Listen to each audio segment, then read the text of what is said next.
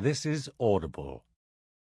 Ashat Audio presents The Last Guardian, written by David Gemmell and read by Christian Rotzke. The Last Guardian is one of 3 books that make up the Jon Shannow series. Chapter 1. South of the Plague Lands, 2341 A.D. But he did not die. The flesh around the bullet wound over his hip froze as the temperature dropped to 30 below zero, and the distant spires of Jerusalem blurred and changed, becoming snow-shrouded pine. Ice had formed on his beard, and his heavy, black, double-shouldered topcoat glistened white in the moonlight. Shannow swayed in the saddle, trying to focus on the city he had sought for so long. But it was gone. As his horse stumbled, Shannow's right hand gripped the saddle pommel, and the wound in his side flared with fresh pain. He turned the black stallion's head, steering the beast downhill towards the valley. Images rushed through his mind. Caritas, Ruth, Donna, the hazardous journey across the Plague Lands, and the battles with the Hellborn, the monstrous ghost ship wrecked on a mountain. Guns and gunfire, war and death. The blizzard found new life, and the wind whipped freezing snow into Shannow's face. He could not see where he was heading, and his mind wandered.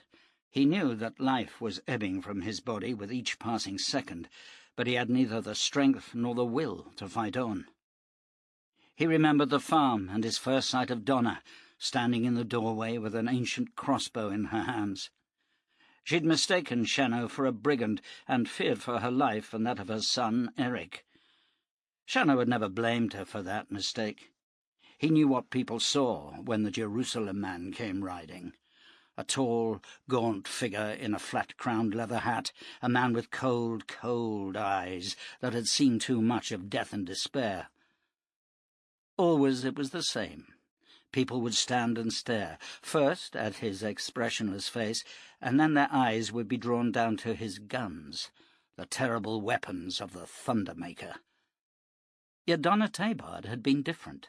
She'd taken Shannow to her hearth and her home, and for the first time in 2 weary decades the Jerusalem man had known happiness. But then had come the brigands and the war-makers, and finally the Hellborn. Shannow had gone against them all for the woman he loved, only to see her wed another. Now he was alone again, dying on a frozen mountain in an uncharted wilderness, and, strangely, he did not care. The wind howled about horse and man, and Shannow fell forward across the stallion's neck, lost in the siren song of the blizzard.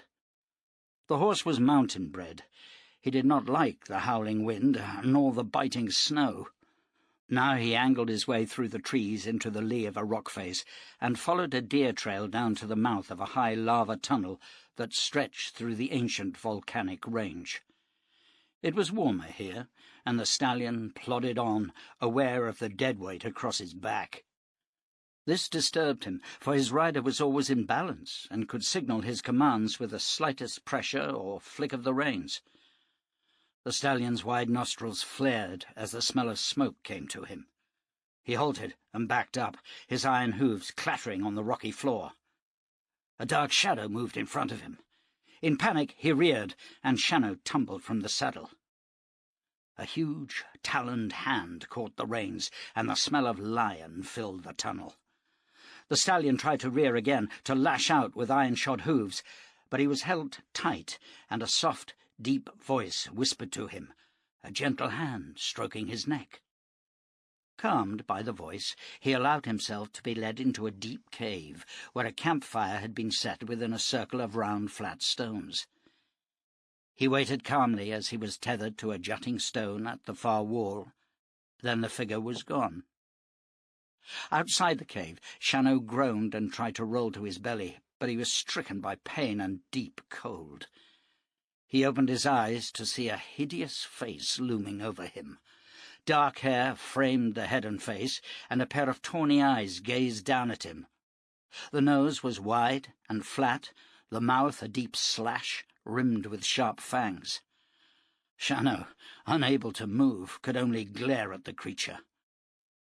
Taloned hands moved under his body, lifting him easily, and he was carried like a child into a cave and laid gently by a fire. The creature fumbled at the ties on Shannow's coat, but the thick, paw-like hands could not cope with the frozen knots. Talons hissed out to sever the leather thongs, and Shannow felt his coat eased from him. Slowly, but with great care, the creature removed his frozen clothing and covered him with a warm blanket.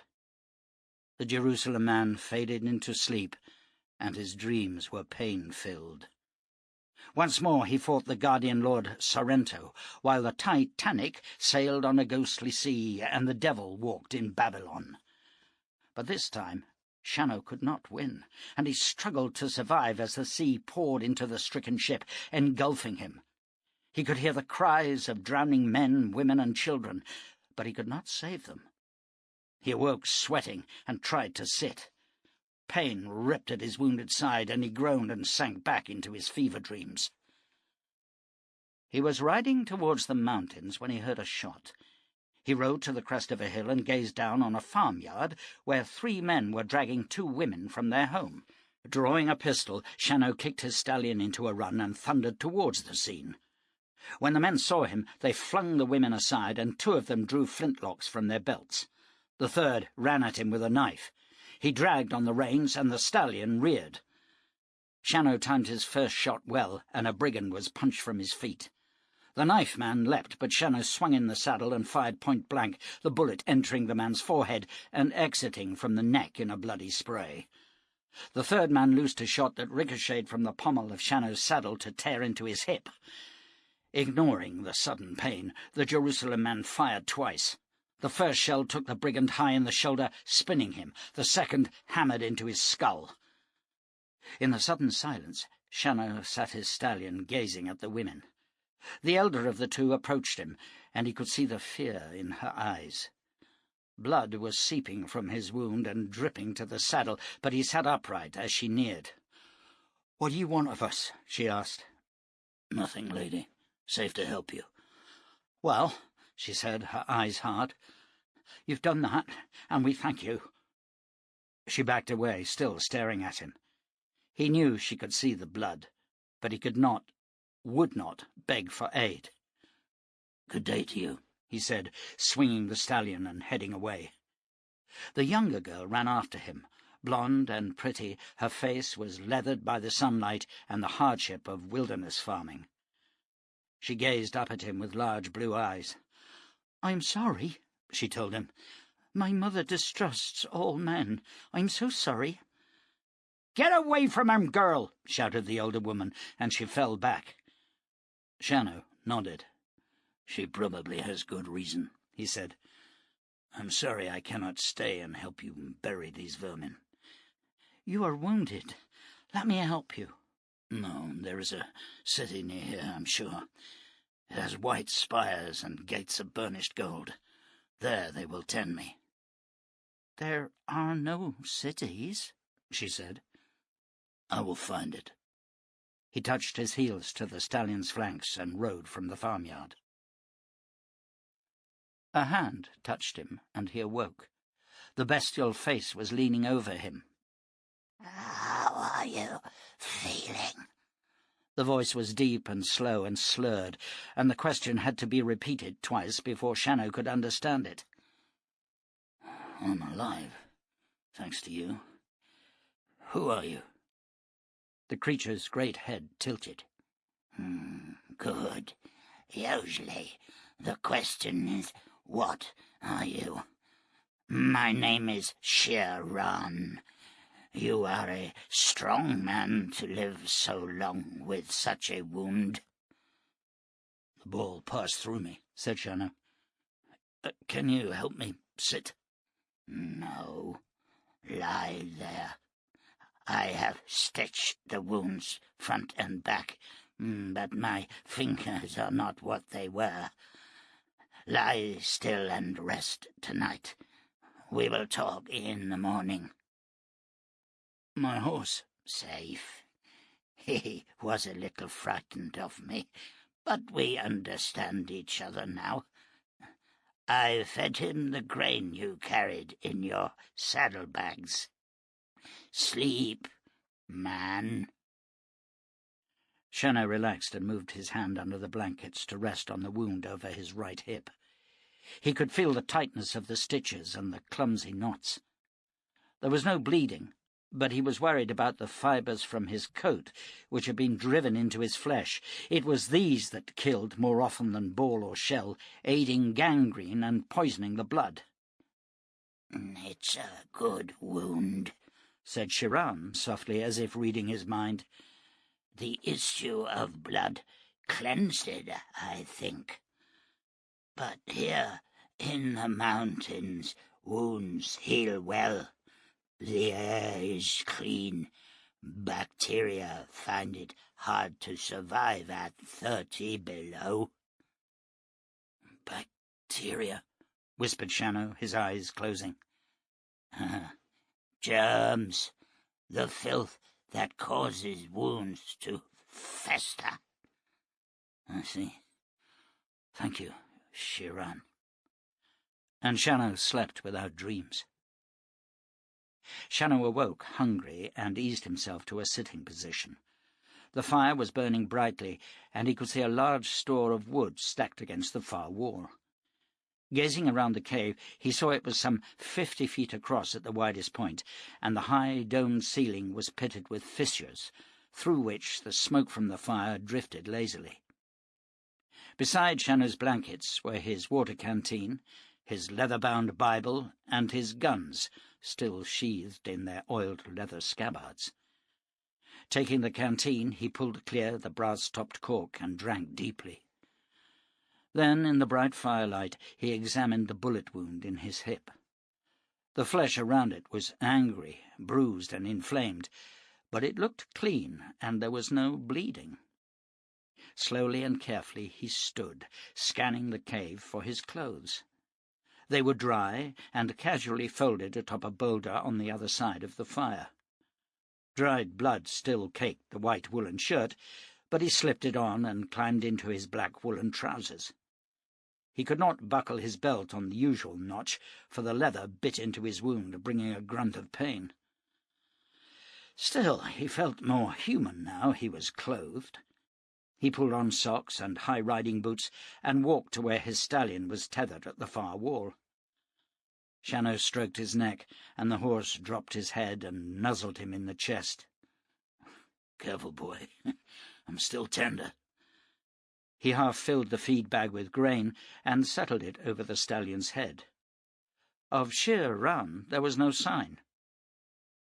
Near the wood store was a bank of rough-hewn shelves.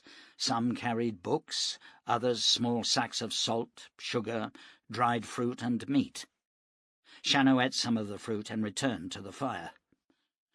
The cave was warm, and he lay back in his blankets and took up his guns, cleaning them with care. Both were hellborn pistols, single or double action, side-feed weapons. He opened his saddlebag and checked his shells. He still had 47, but when these were gone, the beautifully balanced pistols would be useless. Delving deep into the saddlebag, he found his own guns, cap-and-ball percussion pistols, that had served him well for 20 years. For these he could make his own powder and mould ammunition. Having cleaned them, he wrapped them in oilskin and returned them to the depths of the saddlebag. Only then did he take up his Bible. It was a well-thumbed book, the pages thin and gold-edged, the leather cover as supple as silk. He banked up the fire and opened the pages at the Book of Habakkuk. He read the section aloud, his voice deep and resonant. "How long, O Lord, must I call for help, but you do not listen? Or cry out to you, violence, but you do not save? Why do you make me look at injustice? Why do you tolerate wrong? Destruction and violence are before me. There is strife, and conflict abounds. Therefore the law is paralyzed, and justice never prevails. The wicked hem in the righteous, so that justice is perverted." "And how does your God answer Jon Shannow?" asked Shiran. "In his own way," Shannow answered. "How is it you know my name?" The huge creature ambled forward, his great shoulders bowed under the weight of the enormous head.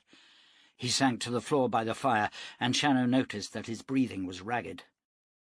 A thin trickle of blood could be seen coming from his right ear, matting the dark hair of his mane.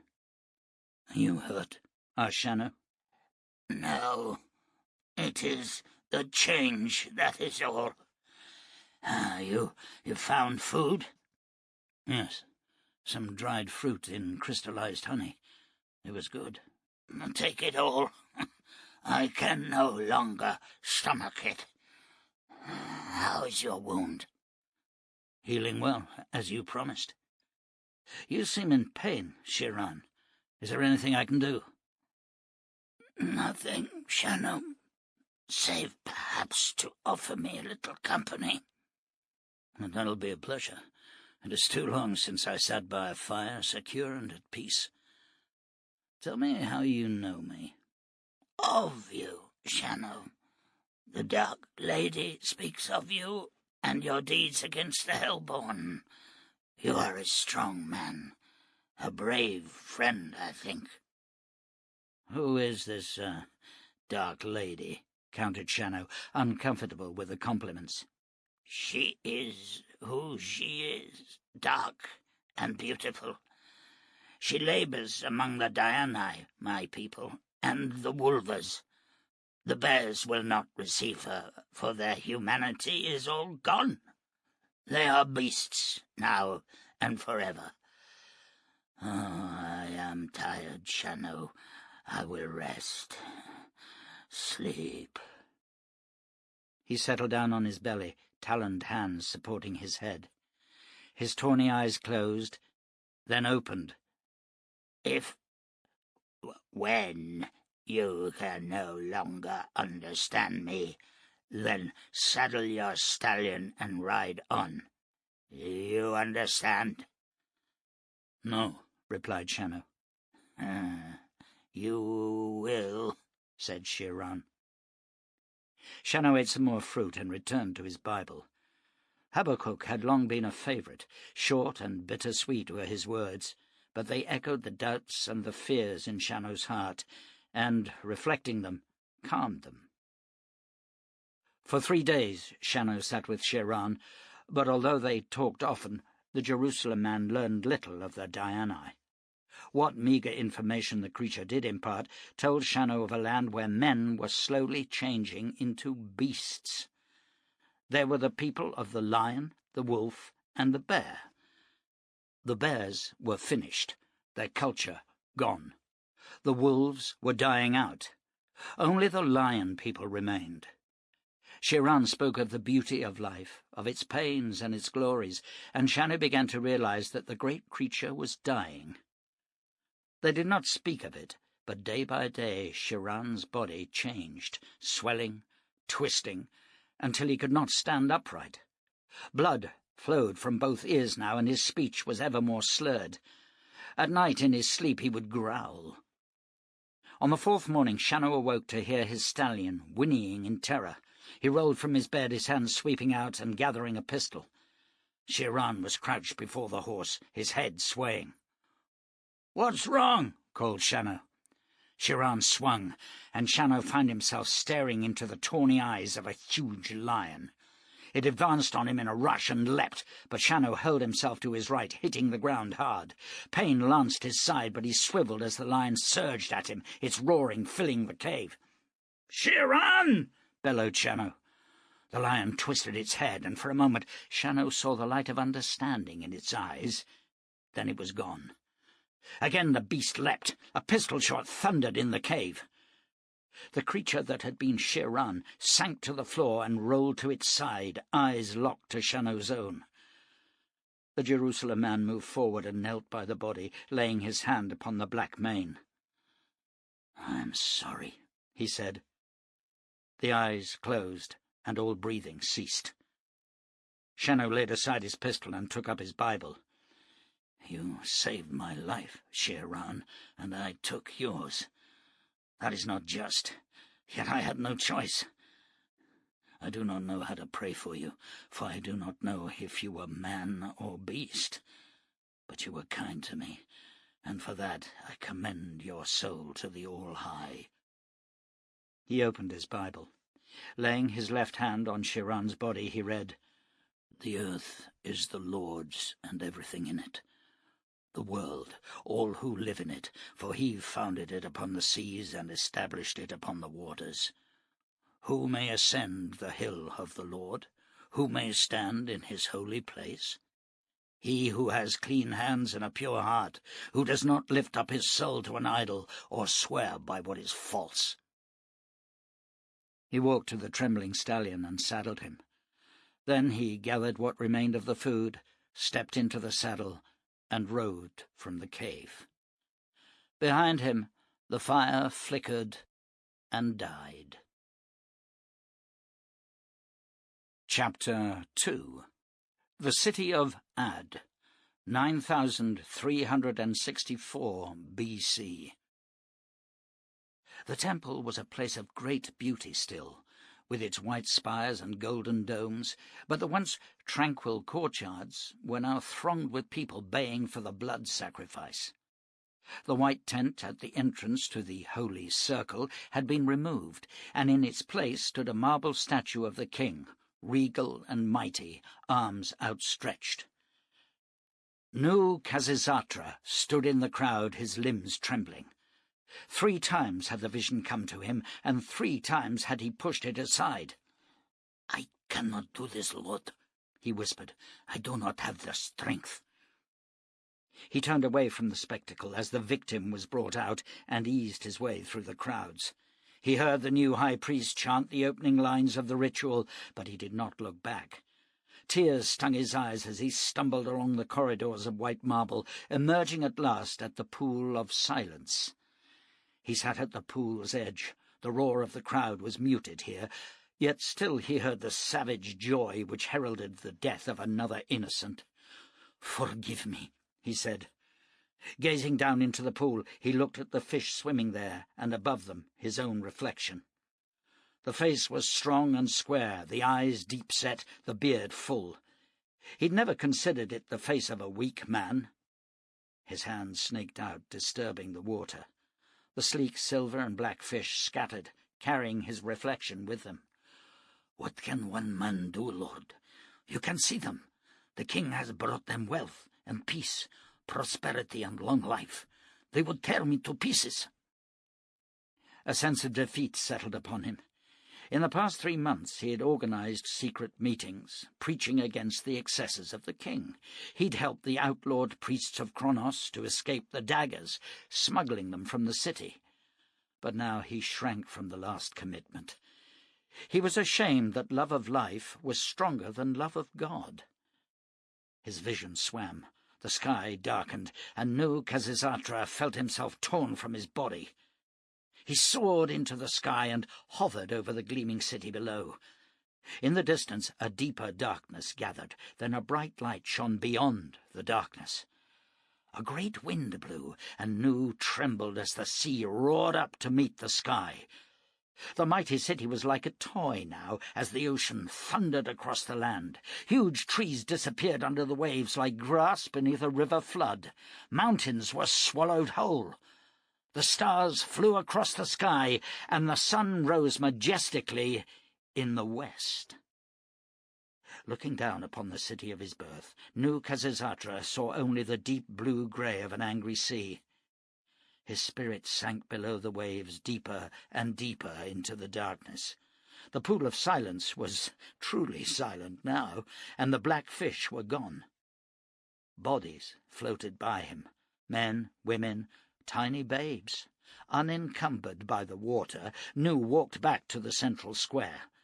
The statue of the king still stood with arms outstretched, but a huge black shark brushed against it. Slowly the statue toppled, striking a pillar. The head sheared off, and the body bounced against the mosaic tiles. "No!" screamed Nu.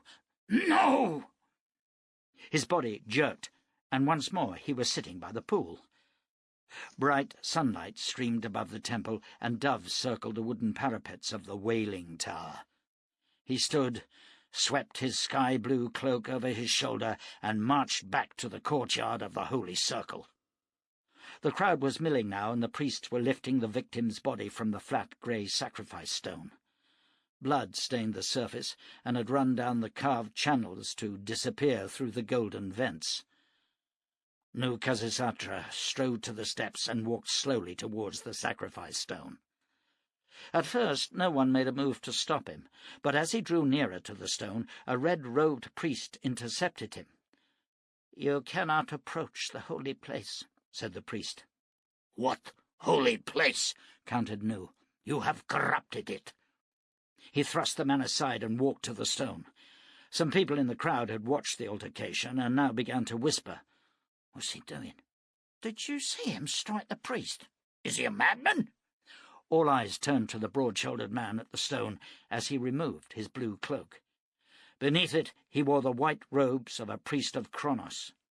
Temple guards gathered at the foot of the steps, but it was forbidden to carry a weapon to the holy place, and they stood their ground uncertain. 3 priests approached the man at the sacrifice stone. "What madness is this?" asked one. "Why do you desecrate this temple?" "How dare you speak of desecration?" countered Nu Khasisatra. "The temple was dedicated to Kronos, Lord of Light, Lord of Life. No blood sacrifice was ever made here." "The king is the living image of Kronos," the priest argued, "the conqueror of worlds, the Lord of heaven. All who deny this are traitors and heretics." "Then count me among them," roared Nu, and his huge hands took hold of the sacrifice stone and wrenched it clear of its supports. Forcing his fingers under the stone, he lifted it high above his head and hurled it out over the steps, where it shattered. An angry roar rose from the crowd. Nu Khasisatra leapt to stand upon the altar base. "Faithless people!" he shouted. "The end of all days is upon you. You have mocked the Lord of creation, and your doom will be terrible. The seas will rise against you, and not one stone will be left upon another. Your bodies will be dashed to the deep, and your dreams will be forgotten, even as you are forgotten. You have heard that the king is the living God? Blasphemy! Who brought the roiling stones from the vault of heaven? Who led the chosen people to this bountiful land? Who dashed the hopes of the wicked in the year of dragons? It was Kronos, through his prophets. And where was the king? Unborn and unmade. He is a man, and his evil is colossal. He will destroy the world. You have wives and sons. You have loved ones. All will die. Not one of you listening to these words will be alive at year's end." "Drag him down!" shouted someone in the crowd. "Kill him!" yelled another, and the cry was taken up by the mob. The temple guards drew their swords and ran up the steps. Lightning seared amongst them, leaping from sword to sword, and the guards, their flesh blackened, toppled to the stone. A great silence settled on the crowd. Smoke drifted up from the bodies of the guards as Nu Khasisatra raised his hands to the heavens. "There is no turning back now," he said. "All will be as I have told it. The sun will rise in the west, and the oceans will thunder across the land. You will see the sword of God in the heavens, and despair." He stepped down from the altar and walked slowly past the dead guards. The crowd parted before him as he marched from the temple. "I recognise him," said a man as he passed by. "That was Nu Khasisatra, a shipbuilder. He lives in the south quarter." The name was whispered amongst the mob and carried from the temple, coming at last to the woman Shahrazad, and the hunt began. Chapter 3. For 3 days Shannow travelled south, the trails winding ever down into a long valley of half-frozen streams and tall stands of pine, wide meadows and rolling hills. He saw little game, but came across tracks of deer and elk. Each day, around mid-morning, he would halt in a spot shielded from the wind and clear the snow from the grass, allowing the stallion to eat, while Shannow himself sat by a small fire, reading his Bible or thinking about the journey ahead. His wounds were healing fast. Shiran had done a fine job on them. He thought of the strange man-beast often, and came to the conclusion that Shiran had wanted his company for just the purpose it had served. The man-beast had stitched his wounds, then left his guns by his side. Yet within the sanctuary of the cave he had no need of weapons. The doomed creature had spoken of the change, and it had been awesome to witness, the move from humanity to bestiality. What could cause such a transformation, Shannow had no idea, but in the strange world after Armageddon there were many mysteries. 2 years before, in a bid to rescue Samuel Archer and the reformed hellborn Batik, Shannow had seen at first hand a new race of people called Wolvers, part man and part animal. Archer himself had spoken of other such creatures, though Shannow had yet to see them. It was warmer here in the valley, and as he moved further south, the snow thinned, great patches of verdant grass shimmering on the hillsides. Every day Shannow scanned the skies, looking for the signs of wonder, but ever the heavens remained blue and clear. On the 4th day, as dusk gathered, Shannow guided the stallion into a wood, seeking a campsite. Ahead, through the tall trees, he glimpsed a glittering fire. "Hello, the camp!" he yelled. At first there was no answer, then a gruff voice called out, beckoning him in. Shannow waited for a moment and then delved into his pack, bringing out the short-nosed percussion pistol and tucking it into his belt just inside the flap of his long coat. Then he rode forward. There were 4 men sitting around the fire and 5 horses tethered to a picket line. Shannow stepped from the saddle and tied his stallion's reins to a jutting root. On the fire a large black pot was hanging from a tripod, and within it Shannow could smell a simmering broth. Casually he moved to the fire and squatted down, his eyes sweeping the group. They were hard men, for the most part lean and wolf-like. Shannow had known men like these all his life. His gaze halted on a burly, round-shouldered man with a short-cropped salt-and-pepper beard and eyes that were merely slits under heavy lids. There was a tension in the air, but it did not affect the Jerusalem man, though he acknowledged it. His eyes locked to the burly man, and he waited. "Eat," said the man at last, his voice low. "After you," said Shannow. "I would not wish to be impolite." The man smiled, showing stained teeth. "The wilderness is no place for manners." He reached out and ladled some broth into a metal dish, and the others followed suit. As the tension grew, Shannow took a dish with his left hand and placed it before the fire. Then, still with his left hand, he lifted the ladle and filled the bowl, drawing it to him. Slowly he finished the meal and pushed the plate from him. "Thank you," he said into the silence. "It was most welcome." "Help yourself to more," offered the leader. "No, thank you. There will not be enough left for your scout." The leader swung round. "Come in, Zach. Supper's waiting," he called. Across from the fire a young man rose from the bushes, a long rifle in his hands. He walked slowly to the fire, avoiding Shannow's gaze, and sat beside the leader with the rifle by his side. Shannow rose and moved to his stallion, untying his blanket roll and spreading his bed beside the horse. Loosening the cinch, he lifted the saddle and dropped it to the ground. Then, taking a brush from his saddlebag, he ducked under the stallion's neck and with smooth, even strokes groomed the horse. He did not look at the men around the fire, but the silence grew. The Jerusalem man had been tempted to finish his meal and ride on, to be clear of the immediate danger, but such a move would be foolishness, he knew. These men were brigands and killers, and to ride on would display weakness like the scent of blood to a wolf pack. He patted the stallion's neck and returned to his bed. Without a word to the men, he removed his hat and lay down, pulling a blanket over him and closing his eyes. At the fire, the young man reached for his rifle, but the leader gripped his arm and shook his head. The youth pulled his arm clear. "What the devil's wrong with you?" he whispered. "Let's take him now. That there is one hell of a horse, and his guns. Do you see them guns?" "I saw," answered the leader, "and I saw the man who wears them. You see how he rode in? Careful. He spotted you right away, and hunkered down where you couldn't get no shot. And all through the meal he only used his left hand. And where was his right? I'll tell you where. It was inside that long coat, and it weren't scratching his belly. Now you leave it be, boy. I'll think on it." Towards midnight, with all the men asleep in their blankets, the youth rose silently, a double-edged knife in one hand.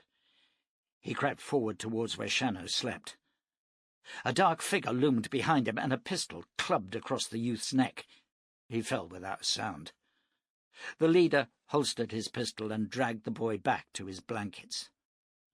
20 feet away, Shannow smiled and returned his own gun to its scabbard. The leader walked across to him. "I know you ain't asleep," he said. "Who the hell are you?" Shannow sat up. "My boy will have a sore head. I hope he has enough sense to thank you for it." "The name's Lee Patterson," the man answered, thrusting out his right hand. Shannow smiled at him, but ignored the offer. "Jon Shannow." "Jesus God Almighty, you hunting us?" "No, I'm riding south." Lee grinned. "You want to see them statues in the sky, eh? The sword of God, Shannow?" "You've seen them?" "Not me, man. They call that the Wild Lands. There's no settlements there, no way for a man to make a living. But I seen a man once who swore he'd stood under 'em. He said it gave him religion. Me, I don't need no religion. You sure you're not hunting us?" "You have my word." "Why did you save the boy?" "A man don't have too many sons, Shannow. I had 3. One got killed when I lost me farm. Another was shot down after we took to the road. He was hit in the leg. It went bad, and I had to cut it from him. Can you imagine that, Shannow? Cutting the leg from your son? And he died anyway, 'cause I left it too long. It's a hard life and no mistake." "What happened to your wife?" "She died. There's no land for women. It burns 'em out. You got a woman, Shannow?" "No, I have no one." "I guess that's what makes you dangerous." "I guess it does," Shannow agreed. Lee stood and stretched. He looked down. "You ever find Jerusalem, Shannow?" "Not yet." "When you do, ask him a question, will you?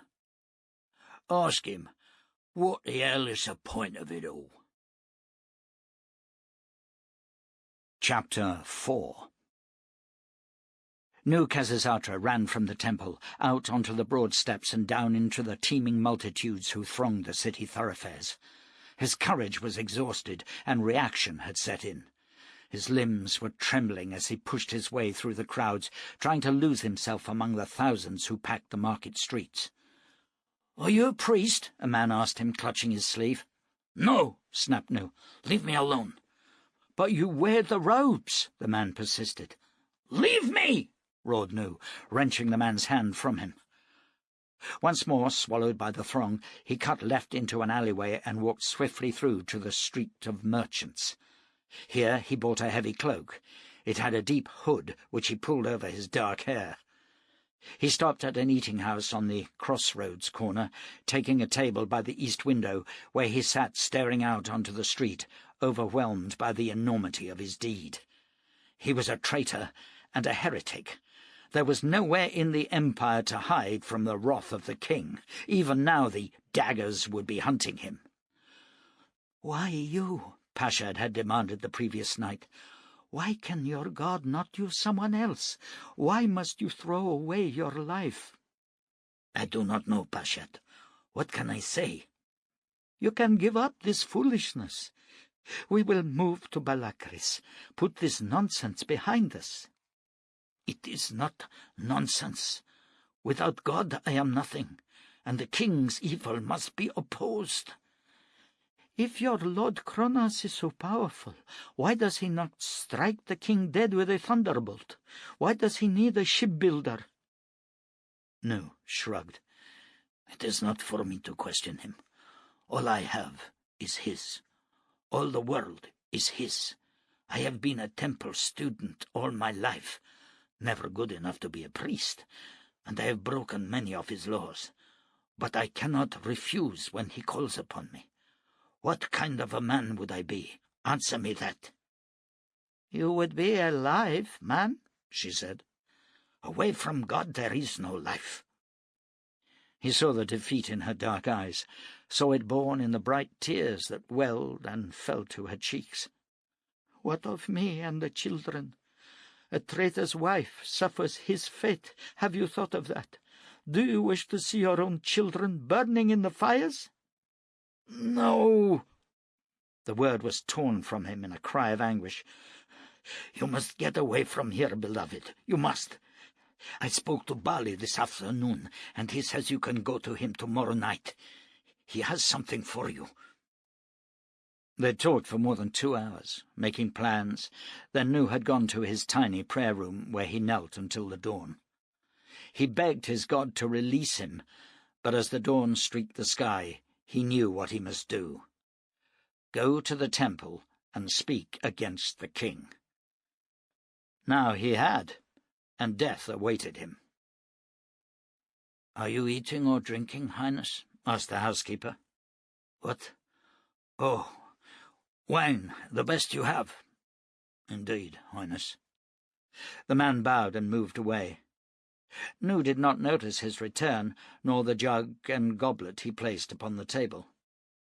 The housekeeper cleared his throat, and Nu jerked, then delved into his purse and dropped a large silver coin into the man's hand. The housekeeper counted out Nu's change and placed it on the table. Nu ignored the money and absently poured the wine. It was from the southwest, rich and heady. He drained the goblet and refilled it. 2 daggers moved into sight beyond the window, and the crowd parted for them, people jostling and pushing to avoid contact with the reptiles. Nu averted his eyes and drank some more of the wine. A figure moved into the seat opposite. "To know the future is to be assured of fortune," he said, as he spread out a series of stones on the table. "I do not need my future read," replied Nu. But the seer swept up 2 small silver pieces from the change on the table. Then he scattered the stones. "Pick 3, he said. Nu was about to order the man away when the 2 daggers entered the room. He swallowed hard. "What did you say?" he asked, turning to face the newcomer. "Pick 3 stones," the seer repeated, and Nu did so, leaning forward so that his hood fell further over his face. "Now, give me your hand," ordered the seer. The man's fingers were long and slender, cold as knife blades as he studied Nu's palm for several seconds. "You are a strong man, but then I need no special skill to see that," he said, grinning. He was young, hawk-faced, with deep-set brown eyes. "And you are worried?" "Not at all," whispered Nu. "Curious," said the man suddenly. "I see a journey, but not over water, nor yet over land. I see a man with lightning in his hands and death in his dark fingers. I see water rising." Nu wrenched his hand away. "Keep the money," he hissed. He looked into the seer's eyes and saw the fear there. How does a man travel, and yet not move over land or water? He asked, forcing a smile. What kind of seer are you? A good one, said the man softly. And you can relax, for they have gone. Who? Nu asked, not daring to look up. The reptiles. You are in great danger, my friend. Death stalks you. Death stalks us all, Nu replied. No man avoids him forever. There is truth in that. I do not know where you are going, nor do I want to know, but I see a strange land and a grey rider. His hands hold great power. He is the man of thunder. He is the doom of worlds. I do not know if he is a friend or an enemy, but you are linked to him. Walk warily. Too late for that, said Nu. Will you join me in a drink? Your company is, I think, too perilous for me. Go with God. Chapter 5. Beth McAdam climbed down from the wagon, gave the broken wheel a hard kick, and cursed long and fluently. Her two children sat in amused silence on the tailboard. "Wouldn't you just know it?" said Beth. The wooden rim had split and torn free the metal edge. She kicked it again. Samuel tried to stifle the giggle with his fist, but it exploded from him in a high peal. Beth stormed round to the rear of the wagon, but the boy squirmed up over the piled furniture where she could not reach him. "You little snapper gut!" she yelled. Then Mary began to laugh, and Beth swung on her. "You think it's funny to be trapped out here with the wolves and the enormous lions?" Mary's face fell, and Beth was instantly contrite. "I'm sorry, honey. Oh, there ain't no lions. I was only joking." "You promise?" said Mary, gazing out over the plain. "I do. And even if there was, he'd know better than to come anywhere near your ma when she's angry. And you come down from there, Samuel, or I'll rip out your arms and feed 'em to the wolves." His blond head peeped over the chest of drawers. "You ain't going to whack me, Ma?" "I ain't going to whack you, snapper gut. Help Mary get the pots unloaded. We're going to have to camp here and figure a way to mend the wagon." While the children busied themselves preparing a campfire, Beth sat on a boulder and stared hard at the wheel.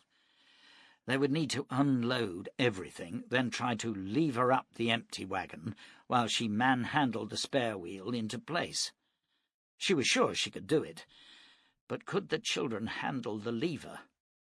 Samuel was big for a 7-year-old, but he lacked the concentration necessary for such a task, and Mary, at 8, was wand-thin and would never muster the power needed. But there had to be a way. There always was. 10 years ago, when her mother was beaten to death by a drunken father, the 12-year-old Beth Newson had taken a carving knife and cut his throat in his sleep. Then, with 7 silver barter coins, she'd walked 70 miles to Seeker settlement and spun a terrible tale of brigands and killers raiding the farm. For 3 years the committee made her live with Seth Reed and his wife, and she was treated like a slave. At 15, she'd set her cap at the powerful logger Jon McAdam. The poor man had no chance against her wide blue eyes, long blonde hair, and hip-swinging walk. Beth Newson was no beauty, with her heavy brows and large nose, but by heaven she knew what to do with what God had given her. Jon McAdam fell like a poleaxed bull, and they were wed 3 months later. 7 months after that, Mary had been born, and a year later, Samuel. Last fall, Jon had decided to move his family south, and they'd purchased a wagon from Mynheer Grimm and set off with high hopes. But the first town they reached had been hit by the Red Death. They'd left swiftly, but within days Jon's huge body had been covered with red, weeping sores. The glands under his arms swelled, and all movement brought pain. They had camped in a high meadow, and Beth tended him day and night. But despite his awesome strength, Jon McAdam lost the fight for life and Beth buried him on the hillside. Before they could move on, Samuel was struck down by the illness. Exhausted, Beth continued to nurse the boy, going without sleep and sitting by his bedside, dabbing at the sores with a damp cloth. The child had pulled through, and within 2 weeks the sores had vanished. Without the strength of Sean McAdam, the family had pushed on, through snow and ice, through spring floods, and once across a narrow cliff trail under threat of avalanche. Beth had twice driven wolves from the 6 oxen, shooting one great beast dead with a single shot from Sean's double-barreled flintlock. Samuel's pride in his mother's achievement was colossal. 5 days ago he found another source of pride when 2 brigands had accosted them on the road, sour-looking men, bearded and eagle-eyed. Beth laid down the reins and took up the flintlock pistol. "Now, you scum-tars don't look too bright to me, so I'll speak slow. Give me the road, or by God, I'll send your pitiful souls straight to hell." And they had. One even swept his hat from his head in an elaborate bow as she passed. Beth smiled at the memory now, then returned her gaze to the wheel. 2 problems faced her. 1, finding a length of wood to use as a lever, and 2, figuring out how to do both jobs, levering and fitting the wheel, herself. Mary brought her some soup. It was thin but nourishing. Samuel made her a cup of herb tea. There was too much sugar in it, but she thanked him with a bright smile and ruffled his hair. "You're a pair of good kids," she said. "For a pair of snapper-guts, that is." "Ma, Ryder's come in," cried Mary, and Beth stood and drew the flintlock from her wide belt. She eased back the hammers and hid the weapon in the fold of her long woolen skirt. Her blue eyes narrowed as she took in the 6 men, and she swallowed hard, determined to show no fear. "Wait in the wagon," she told the children. "Do it now." They scrambled up the tailboard and hid behind the chest. Beth walked forward, her eyes moving from man to man, seeking the leader. He rode at the centre of the group, a tall, thin-faced rider with short-cropped grey hair and a red scar running from brow to chin. Beth smiled up at him. "Will you not step down, sir?" she asked. The men chuckled, but she ignored them, keeping her eyes fixed to Scarface. "Oh, we'll step down right enough," he said. "I'll step down into hell for a woman with a body like yours." Lifting his leg over the saddle pommel, he slid to the ground and advanced on her. Taking a swift step forward, she curled her left arm up over his shoulder, drawing him down to a passionate kiss. At the same time, her right hand slid up between them, and the cold barrels of the flintlock pressed into his groin. Beth moved her head so that her mouth was close to his ear. "What you are feeling, Pig-Breath, is a gun," she whispered. "Now, tell your men to change the wheel on the wagon and touch nothing in it." "Ain't you going to share her, Harry?" called one rider. For a moment Scarface toyed with the idea of making a grab for the pistol, but he glanced down into Beth's steely blue eyes and changed his mind. "We'll talk about it later, Quint," he said. "First, you boys change that wheel." "Change? We didn't ride in here to change no damn wheel," roared Quint. "Do it," hissed Scarface, "or I'll rip your guts out." The men swung down from their mounts and set to work, 4 of them taking the weight of the wagon, and the 5th, Quint, hammering loose the wheel pin and manhandling the broken wheel free. Beth walked Scarface to the edge of the camp, where she ordered him to sit on a round boulder. She sat to the right of him, leaving his body between her and the working men. Out of sight, the flintlock remained pressed now to his ribs. "You're a smart bitch," said Scarface, "and, except for that big nose, a pretty one. Would you really shoot me?" "Sooner than spit," she assured him. "Now, when those men have finished their chore, you'll send them back to wherever your camp is. Am I making myself clear, Dungbrain?" "It's done, Harry. Now, do we get down to it?" called Quint. "Ride back to the camp. I'll see you there in a couple of hours." "Now, wait a goddamn minute. You ain't keeping the order yourself. No ways." Quint turned to look to the others for support, but the men shifted nervously. Then 2 of them mounted their horses, and the others followed. "Damn it, Harry, it ain't fair," protested Quint, but he backed to his mount and stepped into the saddle nevertheless. As they rode from the camp, Beth lifted the heavy pistol from the scabbard at Scarface's hip. Then she stood and moved away from him. The children climbed out of the wagon. "What are you going to do now, Ma?" asked Samuel. "You going to kill him?" Beth passed the brigand's gun to Mary. It was a cap-and-ball percussion revolver. "Get them pliers and pull off the brass caps, girl," she said. Mary carried the gun to the wagon and opened the toolbox. One by one she stripped the caps from the weapon, then returned it to her mother. Beth threw it to Scarface, and he caught it deftly and slid it home in its scabbard. "Now what?" he asked. "Now we wait for a while, and then you go back to your men." "You think I won't come back?" "You'll think about it," she admitted. "Then you'll realise just how they'll laugh when you tell 'em I held a gun to your instrument and forced you to mend my wagon. No, you'll tell 'em I was one hell of a lay and you let me ride on." "They'll be fighting mad," he said. Then he grinned. "Sweet Jesus, but you're a woman worth fighting over. Where are you headed?" "Pilgrim's Valley," she told him. There was no point in lying. The wagon tracks would be easy to follow. "See those peaks yonder? Cut to right of them. There's a trail there. It's high and narrow, but it'll save you 4 days. You can't miss it. A long time ago someone placed out a stone arrow and cut signs into trees. Follow it through, and you'll find Pilgrim's Valley in around 2 days beyond." "I might just take your advice, Harry," she said. "Mary, prepare some herb tea for our guest, but don't get too close to him. I'd like a clear shot, if necessary." Mary stoked up the fire and boiled a kettle of water. She asked Harry if he took sugar, added 3 measures, and then carried a steaming mug to within 6 feet of him. "Put it on the ground," ordered Beth. Mary did so, and Harry moved to it cautiously. He sipped the tea slowly.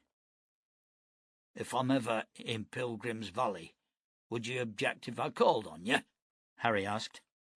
"Ask me when you see me in Pilgrim's Valley," she told him. "Who would I ask for?" "Beth McAdam." "Greatly pleased to meet you, ma'am. Harry Cooper is my name. Later Valiant and points north." He went to his horse and mounted. Beth watched as he rode east, then uncocked the flintlock.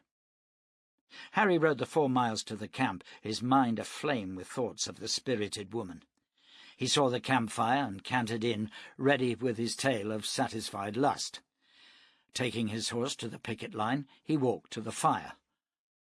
Something struck him in the back, and he heard the thunder of a shot. He swung, dragging his pistol clear and cocking it. Quint rose from behind a bush and shot him a second time in the chest. Harry levelled his own gun, but the hammer clicked down on the empty nipple. 2 more shots punched him from his feet, and he fell back into the fire which blazed around his hair. "Now," said Quint, "now we all share." Chapter 6.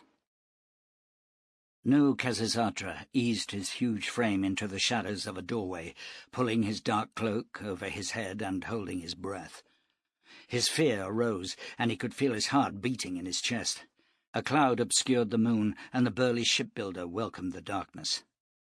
The daggers were patrolling the streets, and if he was caught, he would be dragged to the prison buildings at the centre of the city and tortured.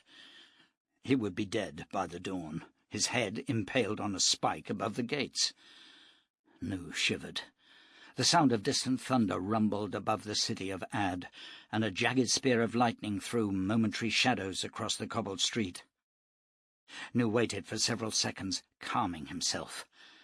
His faith had carried him this far, but his courage was near exhausted.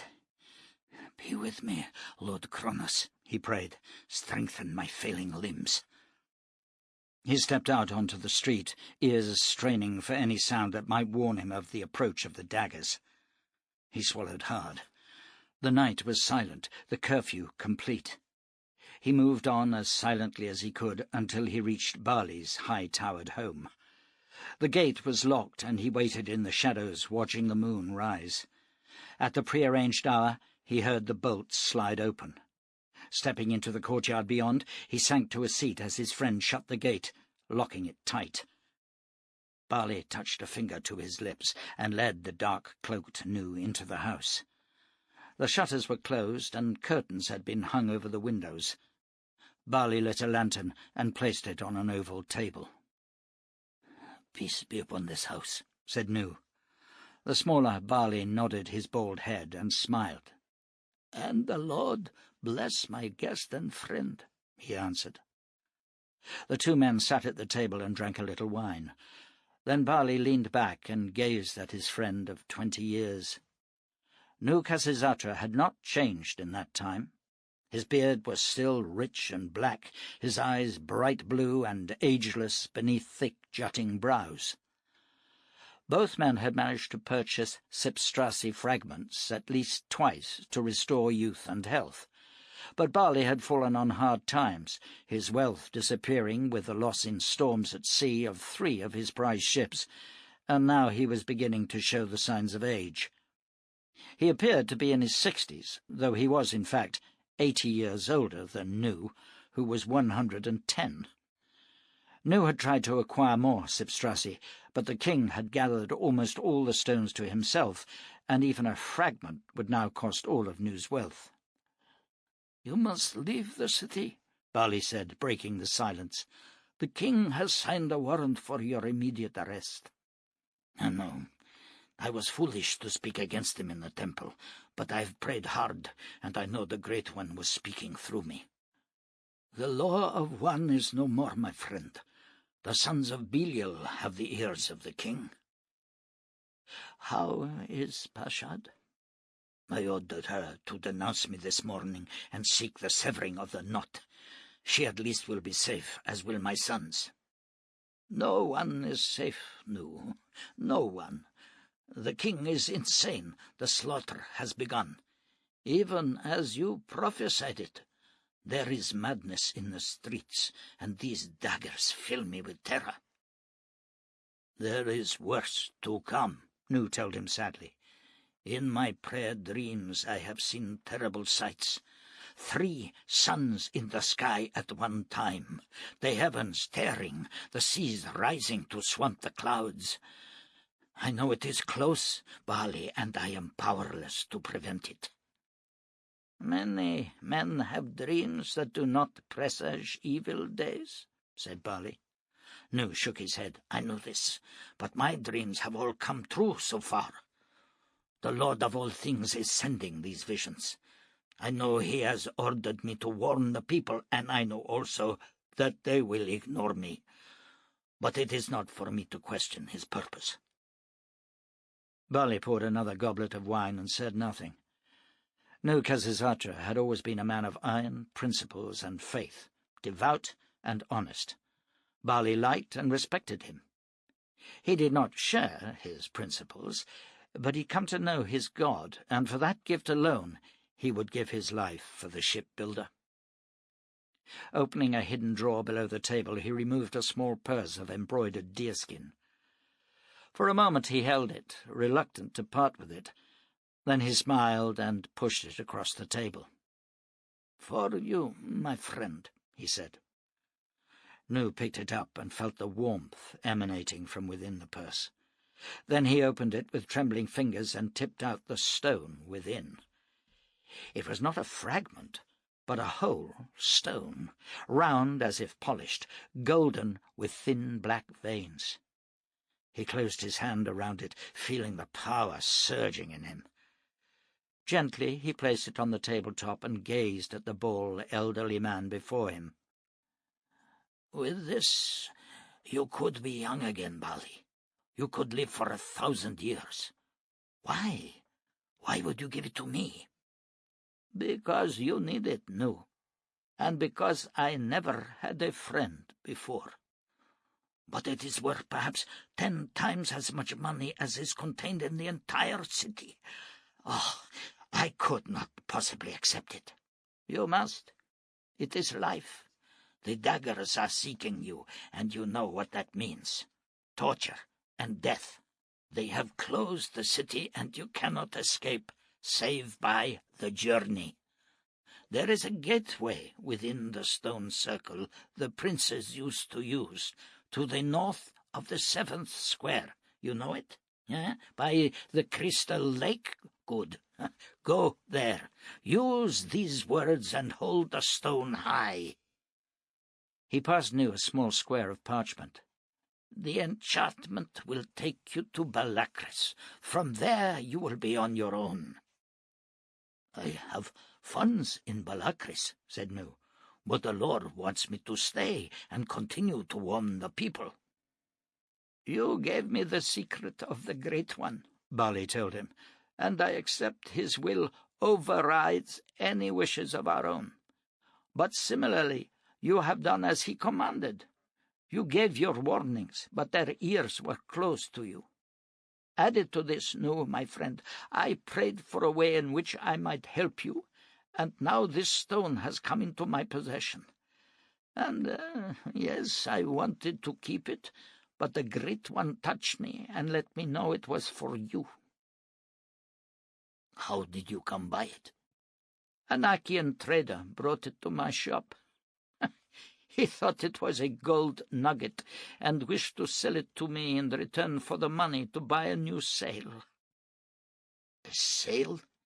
With this you could buy 1,000 sails, perhaps more.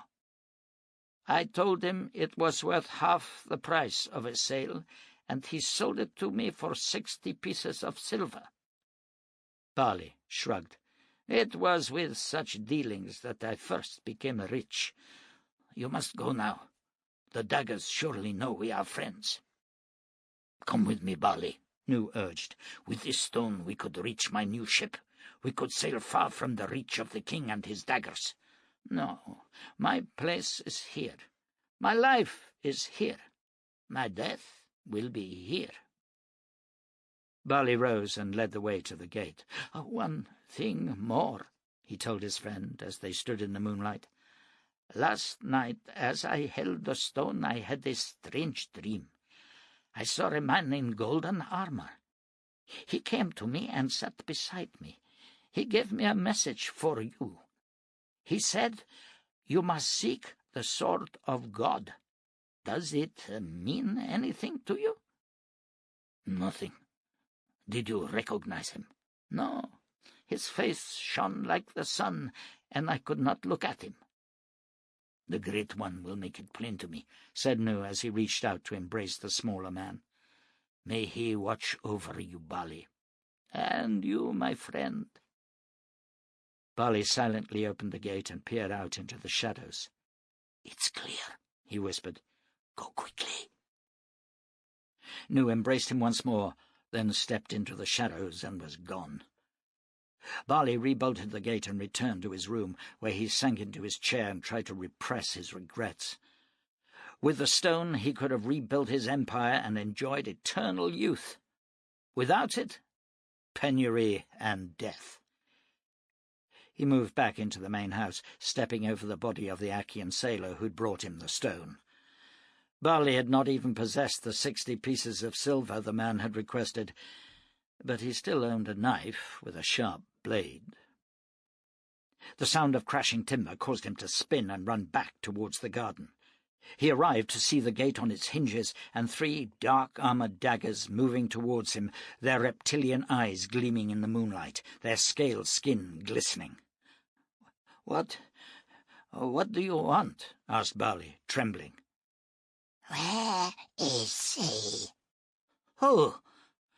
2 of the daggers moved around the garden, sucking the air through their slitted nostrils. He was here, hissed one of them, and Bali backed away. One of the daggers lifted a strangely shaped club from a scabbard at his side, pointing it at the little trader. Last chance. Where is he? "Where you will never find him," said Bali, and drawing his knife, he leapt at the dagger. A sound like thunder came from the small club in the reptile's hand, and a hammer smote Barley in the chest. The little man was hurled on his back to the path, where he lay sprawled, staring sightlessly up at the stars.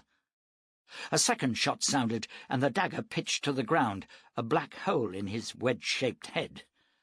The other creature spun to see the golden-haired woman, Shahrazad. "I want Barley alive," she said softly, "and my orders will be obeyed." Behind her, a dozen more daggers crowded into the garden. "Search the house," she ordered. "Rip it apart. If Nukazisatra escapes, I will see you all flayed alive." Chapter 7. Of all the seasons God had granted, it was the spring that Shannow loved above others, with its heady music of life and growth, its chorus of bird-song, and richly coloured flowers pushing back the snow. The air, too, was clean, and a man could drink it in like wine, filling his lungs with the essence of life itself. Shannow dismounted before the crest of a hill and walked to the summit, gazing out over the rippling grass of the plain. Then he squatted on the ground and scanned the rolling lands before him. In the far distance he could see a wandering herd of cattle, and to the west several mountain sheep grazing on a hillside. He moved back from the skyline and studied the back trail through the mountain valley, memorizing the jagged peaks and the narrow ways he had passed. He did not expect to return this way, but if he did, he needed to be sure of his bearings. He unbuckled the thick belt which carried his gun scabbards and removed his heavy topcoat, then swung the guns around his hips once more and buckled the belt in place before rolling his coat and tying it behind his saddle. The stallion was contentedly cropping grass, and Shannow loosened the saddle cinch. Taking his Bible, he sat with his back to a boulder, slowly reading the story of King Saul. He always found it hard to avoid sympathizing with the first king of Israel. The man had fought hard and well to make the nation strong, only to have a usurper preparing to steal his crown. Even at the end, when God deserted him, Saul still fought gallantly against the enemy and died alongside his sons in a great battle. Shannow closed the book and took a long, cool drink from his canteen.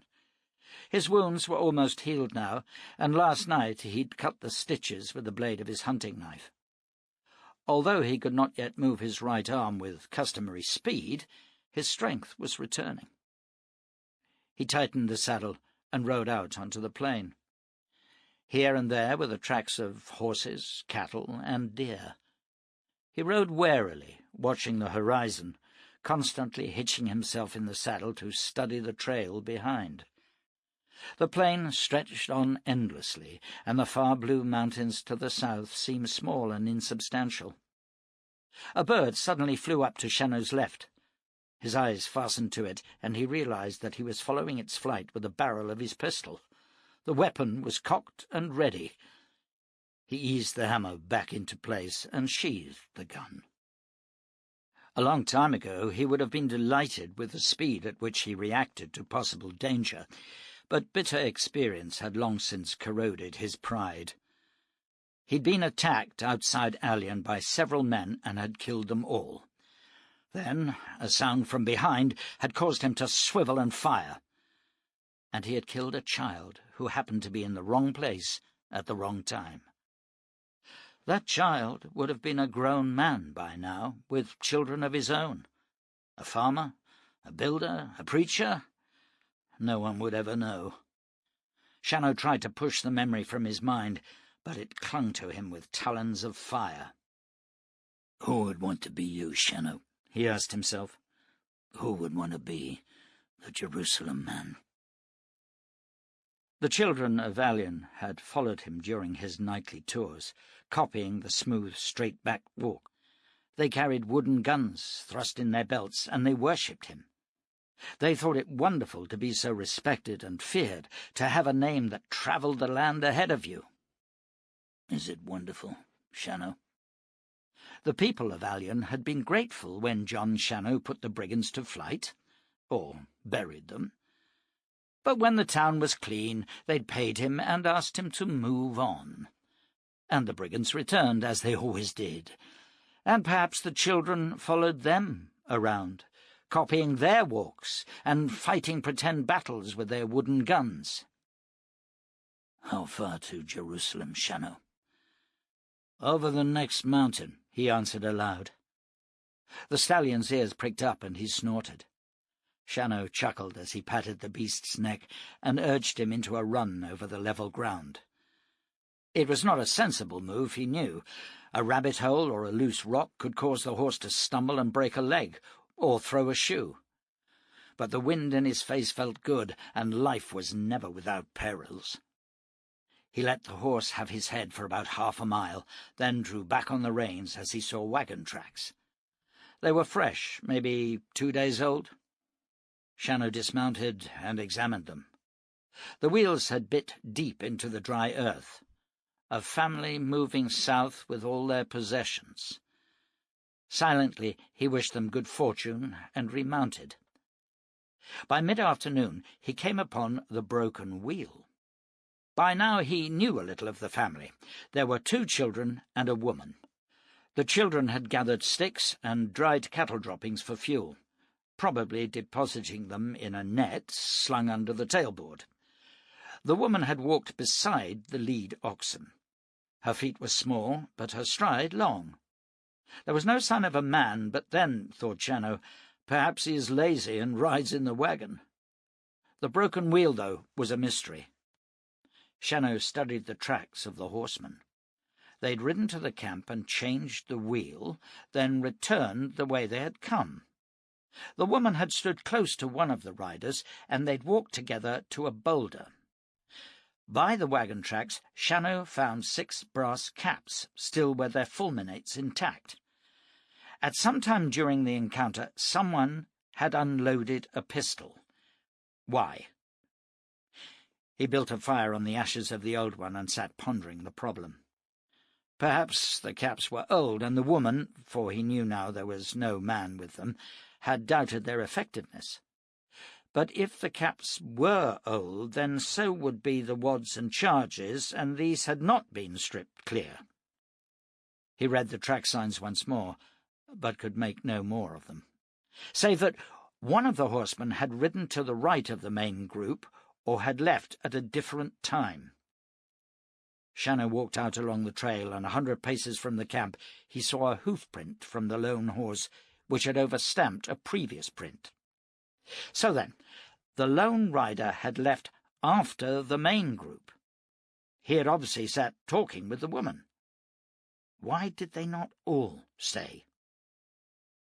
He prepared himself some tea and ate the last of the fruit from Sheeran's store.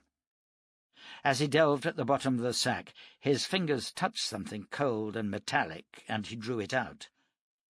It was like a coin, but made of gold, and upon the surface was a raised motif that Shannow could not make out in the gathering dusk. He tucked the coin into his pocket and settled down beside the fire.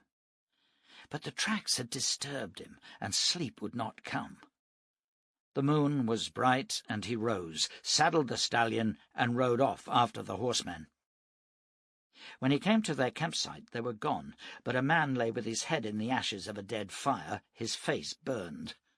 He'd been shot several times, and his boots and gun were missing, though the belt and scabbard remained. Shannow was about to return to his horse when he heard a groan. He could hardly believe life still survived in that ruined body. Unhooking his canteen from the saddle, he knelt by the man, lifting the burned head. The man's eyes opened. "I gone after the woman," he whispered. Shannow held the canteen to his lips, but he choked and could not swallow. He said no more, and Shannow waited for the inevitable. The man died within minutes. Something glinted to Shannow's right. Under a bush, where it must have fallen, lay the man's gun. Shannow retrieved it. The caps had been removed. He had no chance to defend himself against the attack. Shannow pondered the evidence. The men were obviously brigands who'd shot down one of their own. Why? Over the woman? But they'd all been at the camp. Why leave? A group of men had come across a woman and 2 children by a wagon with a broken wheel. They'd mended the wheel and left, save one who followed after. His pistol had been tampered with, but then, surely he would have known that. When he arrived, his friends had shot him. Then they had headed back to the woman. There was no sense in it. Unless he had stopped them from taking the woman in the first place. But then, why would he unload his gun before returning? There was only one way to find out. Shannow stepped into the saddle and searched for the tracks. "Why did God kill my dad?" asked Samuel, as he dipped his flat baked bread in the last of his broth. Beth put aside her own plate and looked across the campfire at the boy, his face white in the moonlight, his blonde hair shining like silver threads. "God didn't kill him, Sam. The red fever done that. But the preacher used to say that nobody died unless God wanted them to. Then they went to heaven or hell." "That's what the preacher believes," she said slowly. "But it don't necessarily mean it's true. The preacher used to say that holy Jesus died less than 400 years ago, and then the world toppled. But your dad didn't believe that, did he? He said there were thousands of years between then and now. You remember?" "Maybe that's why God killed him," said Samuel, "'cause he didn't believe the preacher." "Ain't nothing in life that easy," Beth told him. "There's wicked men that God don't kill, and there's good men, like your pa, who die out of their time. That's just life, Samuel. It don't come with no promises." Mary, who had said nothing throughout, cleared away the dishes, carrying them beyond the campsite and scrubbing them with grass. Beth stood and stretched her back. "You've a lot still to learn, Samuel," she said. "You want something, then you have to fight for it. You don't give ground, and you don't whinge and whine. You take your knocks, and you get on with living.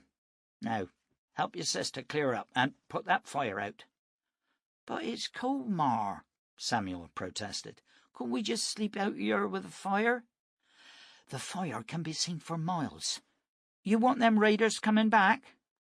"But they helped us with the wheel." "Put out the fire, snap-a-gut," she stormed, and the boy leapt to his feet and began to kick earth over the blaze. Beth walked away to the wagon and stood staring out over the plain. She didn't know if there was a God, and she didn't care. God had not helped her mother against the brutality of the man she married, and, sure as sin, God had never helped her.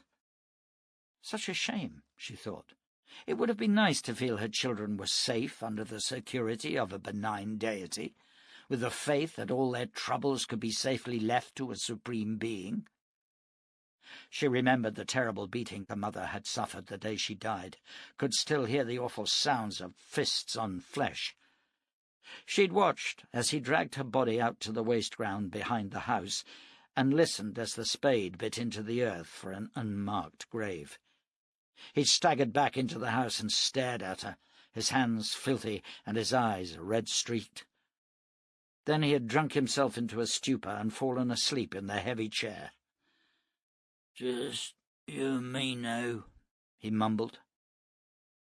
The carving knife had slid across his throat, and he had died without waking. Beth shook her head and stared up at the stars, her eyes misting with unaccustomed tears. She glanced back at the children as they spread their blankets on the warm ground beside the dead fire. Sean McAdam had not been a bad man, but she did not miss him as they did. He had learned early on that his wife did not love him, but he doted on his children, played with them, taught them, helped them. So devoted had he been that he had not noticed his wife's affection growing, not until close to the end, when he had lain almost paralyzed in the wagon. "Sorry, Beth," he whispered. "Nothing to be sorry for. Rest and get well." For an hour or more he had slept. Then his eyes opened and his hand trembled and lifted from the blanket. She took hold of it, squeezing it firmly. "I love you," he said. "God's truth." She stared at him hard. "I know. Sleep. Go to sleep." "I didn't do too bad by you and the kids, did I?" "Stop talking like that," she ordered. "You'll feel better in the morning." He shook his head. "It's over, Beth. I'm hanging by a thread. Tell me, please." "Tell you what?" "Just tell me." His eyes closed and his breathing became shallow. She held his hand to her breast and leaned in close. "I love you, Sean. I do. God knows I do. Now, please get well." He had slipped away in the night while the children were sleeping. Beth sat with him for some time, but then considered the effect on the children of seeing their father's corpse. So she had dragged the body from the wagon and dug a grave on the hillside while they slept. Lost in her memories now, she did not hear Mary approach. The child laid her hand on her mother's shoulder, and Beth turned and instinctively took her in her arms. "Don't fret, Mary, my love. Nothing's going to happen." "I miss my pa. I wish we were still back home." "I know," said Beth, stroking the child's long auburn hair. "But if wishes were horses, then beggars would ride. We just gotta move on." She pushed the girl from her. "Now, it's important you remember what I showed you today, and do it. There's no telling how many bad men there are twixt here and Pilgrim's Valley. And I need you, Mary. Can I trust you?" "Sure you can, Ma. Good girl. Now get to bed." Beth stayed awake for several hours, listening to the wind over the grass of the plain, watching the stars gliding by. 2 hours before dawn she woke Mary. "Don't fall asleep, girl. You watch for any riders, and wake me if you see 'em." Then she lay down and fell into a dreamless sleep.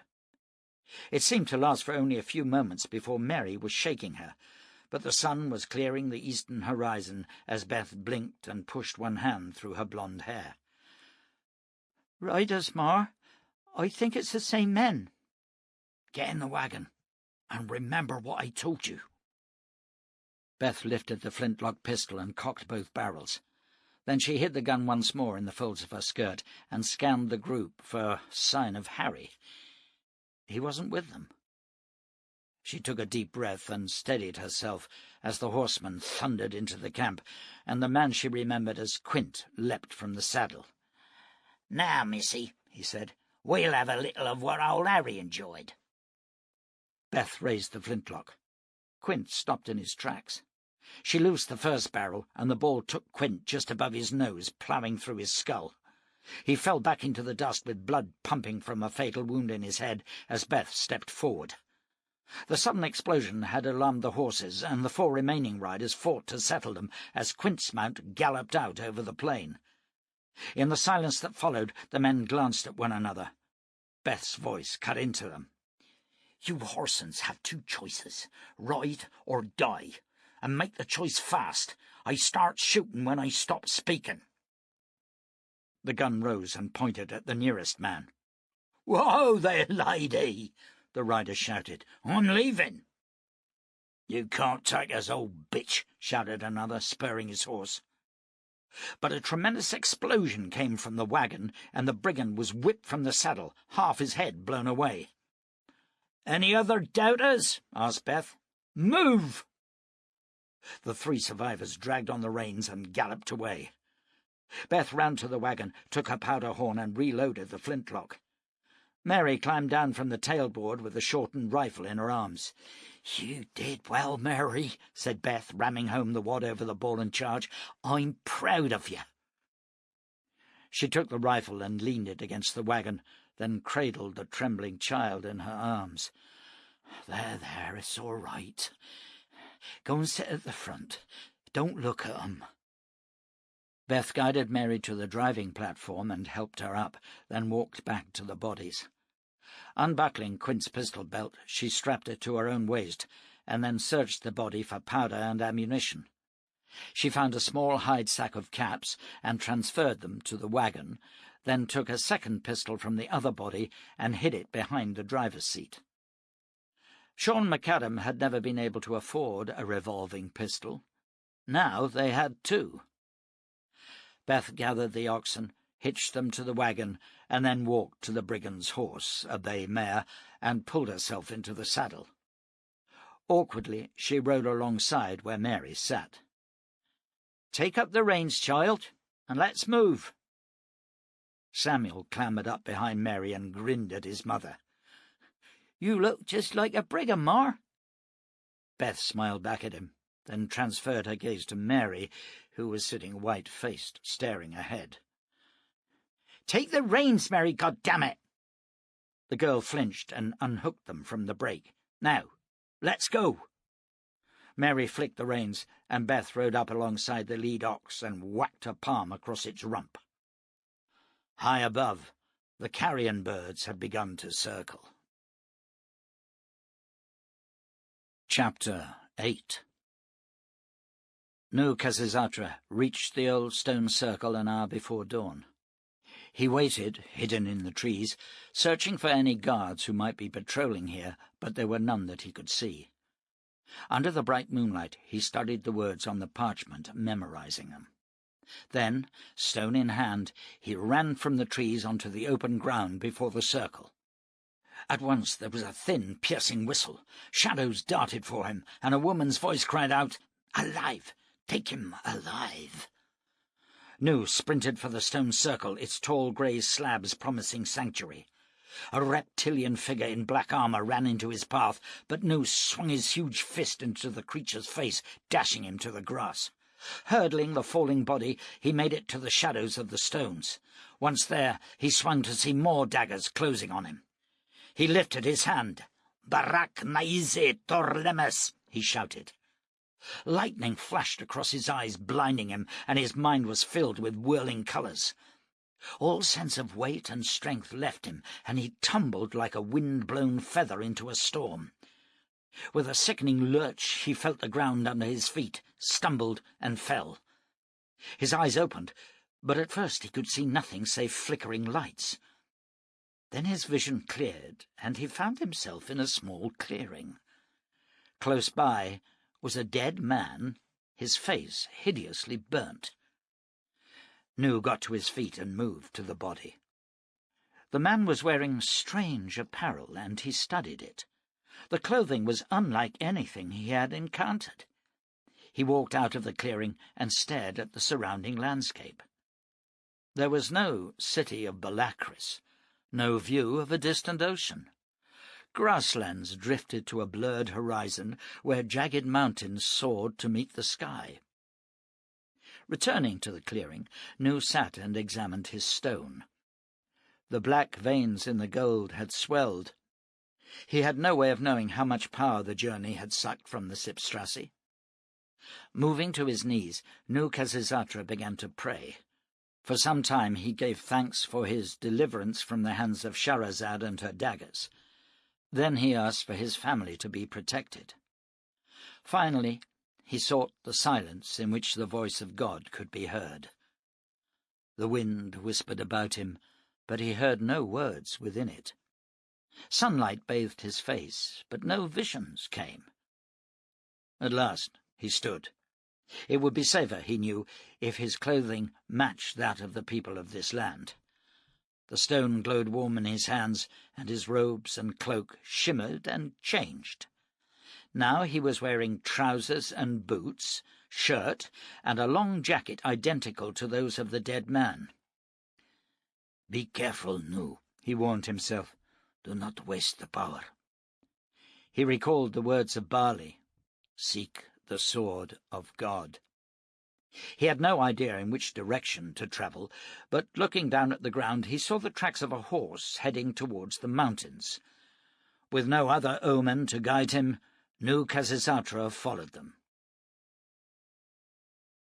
Shahrazad sat at an ornate table, her ice-blue eyes locked to the face of Pashad, wife of the traitor Nu Khazisatra. "You denounced your husband yesterday. Why?" "I discovered he was plotting against the king," she answered, averting her eyes and gazing at the surface of the desk, on which lay a curious white-handled ornament of silver. "With whom was he plotting?" "The merchant Bali, Highness. He was the only one I knew." "You know that the family of a traitor shares his sentence," whispered the golden-haired inquisitor, and Pashad nodded. "Yet he had not been declared a traitor when I denounced him, Highness. Also, I am no longer of his family, for after denouncing him, I divorced him." "So you did. Where is he hiding?" "I do not know, Highness. The list of our property was taken this morning. There are only 5 houses and 3 store buildings by the dock. Other than that, I cannot help you." Shahrazad smiled. Then, reaching into the pocket of her pearl-embroidered tunic, she drew out a red gold stone and placed it upon the desk. 3 words of power she uttered.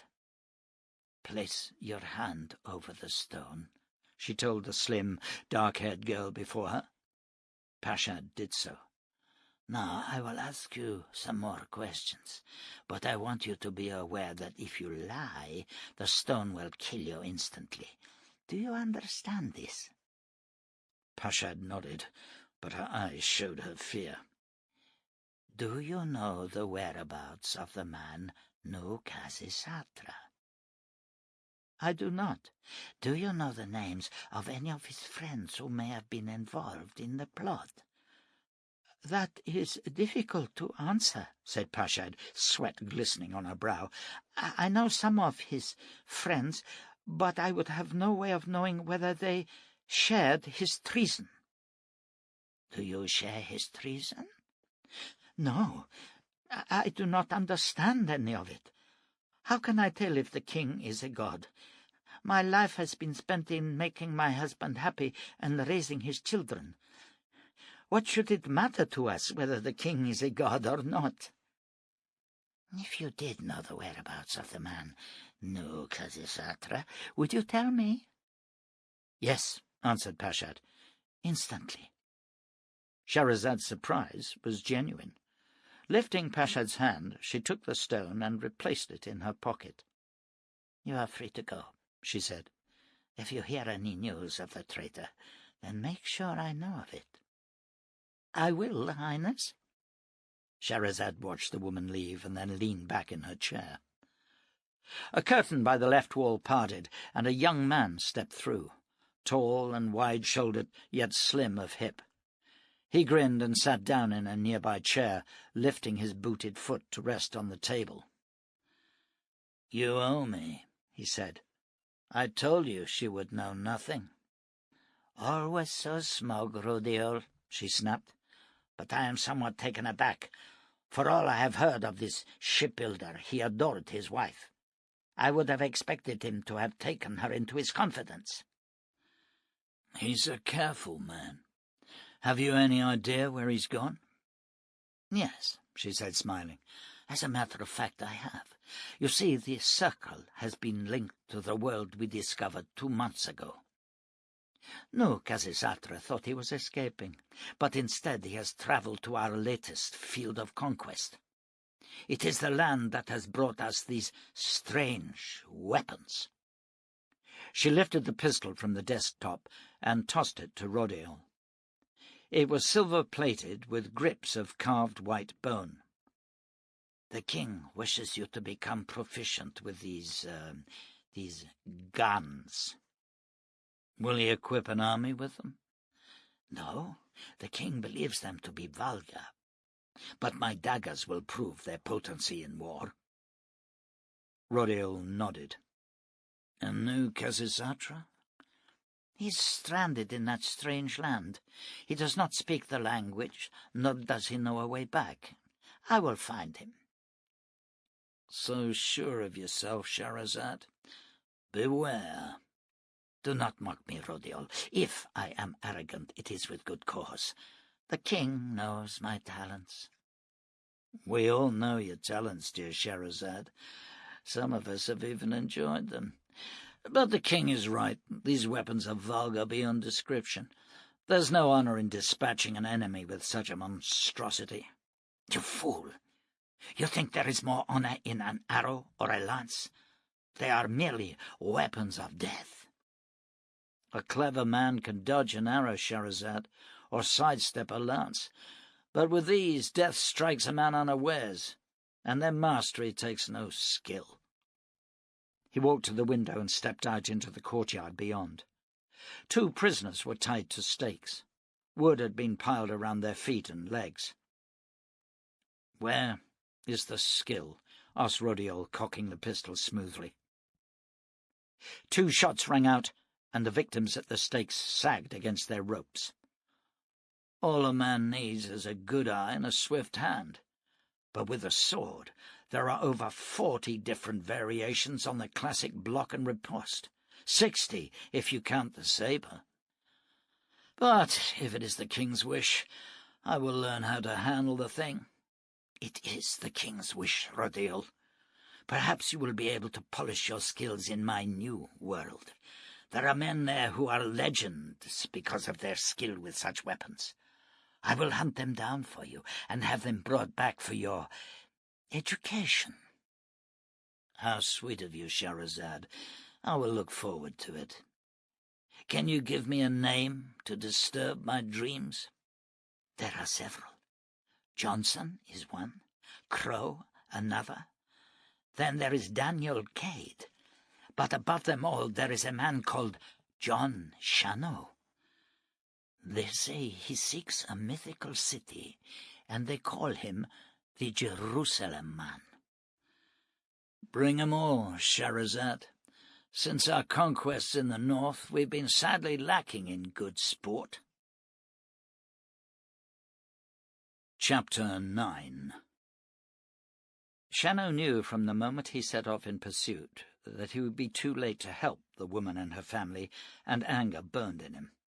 Even so he rode with care, for in the light of the moon he could not clearly see the ground ahead. It was dawn before he came upon the bodies. They had been disturbed by carrion-eaters, the faces and hands stripped of flesh. Shannow sat his horse and stared down at them. His respect for the unknown woman soared. Dismounting, he examined the ground, finding the spot from which Beth McAdam had fired. Judging by the angle at which the other corpse lay, the second shot must have come from the wagon. Shannow remounted and headed towards the mountains. The land rose sharply, becoming thickly wooded with towering pine. The stallion was tired and stumbled twice. Shannow stepped down and led the horse up and into the trees. They came to a crest on the mountainside, and Shannow gazed down on a sprawling camp with 6 fires and a dozen tents. Men were working under torchlight in an immense pit, from which jutted a towering structure of metal, almost triangular, but with one side slightly curved. There was a wide stream to the south of the camp, and beside it a wagon. The Jerusalem man led his mount down into the campsite, tethering him at a picket line and removing the saddle. A man approached him. "You got word from Skazy?" the man asked, and Shannow turned. "No, I've just come from the north." The man swore and walked away. Shannow made his way to the largest tent and stepped into the lantern-lit interior. There were a dozen or so men inside, eating and drinking, while a large-boned, well-fleshed woman in a leather apron was ladling food into round wooden bowls. He joined the queue and took a bowl of thick broth and a chunk of black bread, carrying it to a bench table near the tent opening. 2 men made room for him, and he ate in silence. "Looking for work?" asked a man across the table, and Shannow looked up. The speaker was around 30 years of age, slender and fair-haired. "No, thank you. I'm heading south," Shannow replied. "Can I purchase supplies here?" "You could see Deaker, he may have some spare. He is on site at the moment. He should be in any time now. What are you working on? It's an old metal building from before the fall. We've found some interesting artifacts. Nothing of great value yet, but we're hopeful. It has given us great insight into the dark times. They must have been living in fear to build such a great iron fortress here. Why in fear? Shannow asked. Oh, you can only see a section of the building from here. It goes on and on. There are no windows or doors for over 100 feet from the foundation base. And then, when you do find them, they are too small to allow anyone to climb through. They must have had terrible wars in those days. Oh, by the way, my name is Klaus Monet. The young man thrust out his hand, and Shannow accepted the grip. Jon Shannow, he said, watching for any response. There was none. And another thing, Monet went on, it is all built of iron, and yet there are no significant iron ore deposits in these mountains, nor trace of any mines, save the silver mines at Pilgrim's Valley. So the inhabitants must have carted ore right across the big Wide. Incredible, isn't it? Incredible, agreed Shannow, finishing his meal and rising. Outside the tent he walked to the edge of the pit and watched the men below. They were finishing their work and packing their tools away. He waited until they reached the upper level. "Mynheer Deaker," Shannow called. "Who wants him?" asked a thick-set man with a black and silver beard. "I do. I'm looking to buy some supplies. Grain, dried fruit, and meat. And some oats, if you have them." "For how many?" "Just myself." The man nodded. "I think I can accommodate you, but Pilgrim's Valley is only 2 days away. You get better prices there." "Always take food where you can find it," Shannow said. "There's wisdom in that," Deaker agreed. He led Shannow to the store tents and filled several small sacks. "You want sugar and salt?"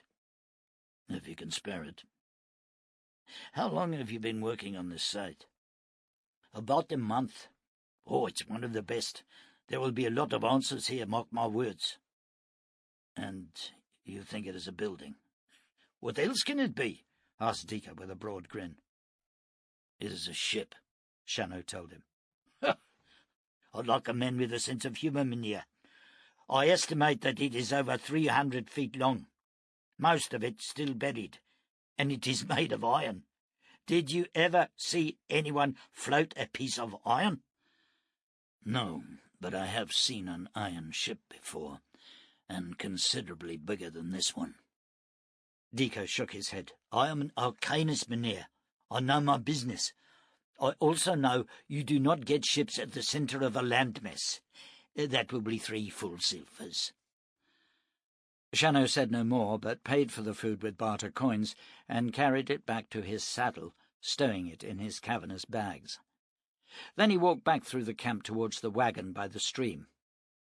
He saw a woman sitting by a blazing fire with her 2 children asleep in blankets by her feet. She looked up as he approached, and he watched her hand slide towards the pistol scabbard on her belt. Beth McAdam looked long at the tall newcomer. His hair was shoulder-length and dark, with silver streaks at the temples, and a white fork at the chin showed in the close-trimmed beard he wore. His face was angular and strong, his blue eyes cold. By his side were 2 pistols in oiled leather scabbards. He sat down opposite her.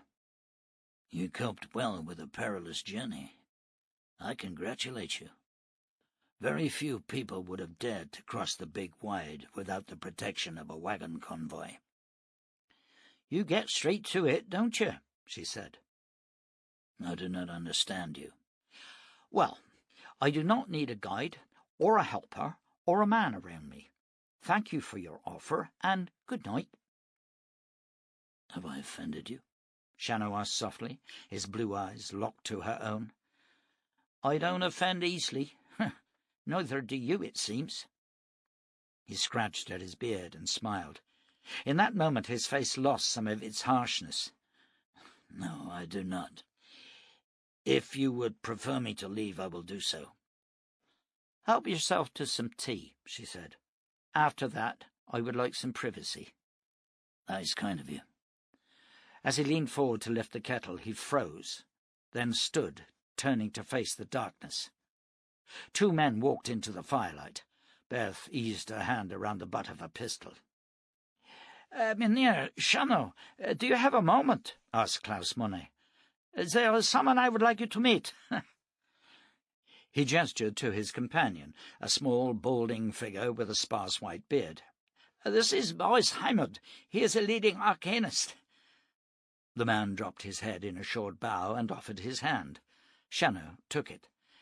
"Mynheer Dicker told me of your conversation," said Heimat. "I was fascinated. I have thought for some time that we were studying a vessel of some kind, but it seems so improbable. We have only excavated some 1/5 of the ship. Do you have an explanation as to how it got here?" "Yes," replied Shannow, "but I fear we are intruding on the lady's privacy." "Oh, but of course," agreed Heimat. "My apologies, Frey. "Macadam, and Mynheer Shannow was correct. I do not wish the sleep of my children disturbed." The three men bowed and silently left the campsite. Beth watched them vanish into the shadows and then reappear on the torch-lit slopes of the site. She poured herself some tea and sipped it, Shannow's face hovering in her mind. Was he brigand or landsman? She shook her thoughts clear of him. What difference did it make?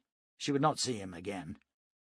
Throwing the remains of her tea to the ground, she settled down under her blankets. But sleep did not come easily. "You have to understand, Mynheer Shannow," said Boris Heimat with an apologetic smile, "that Mynheer Dicker is old view.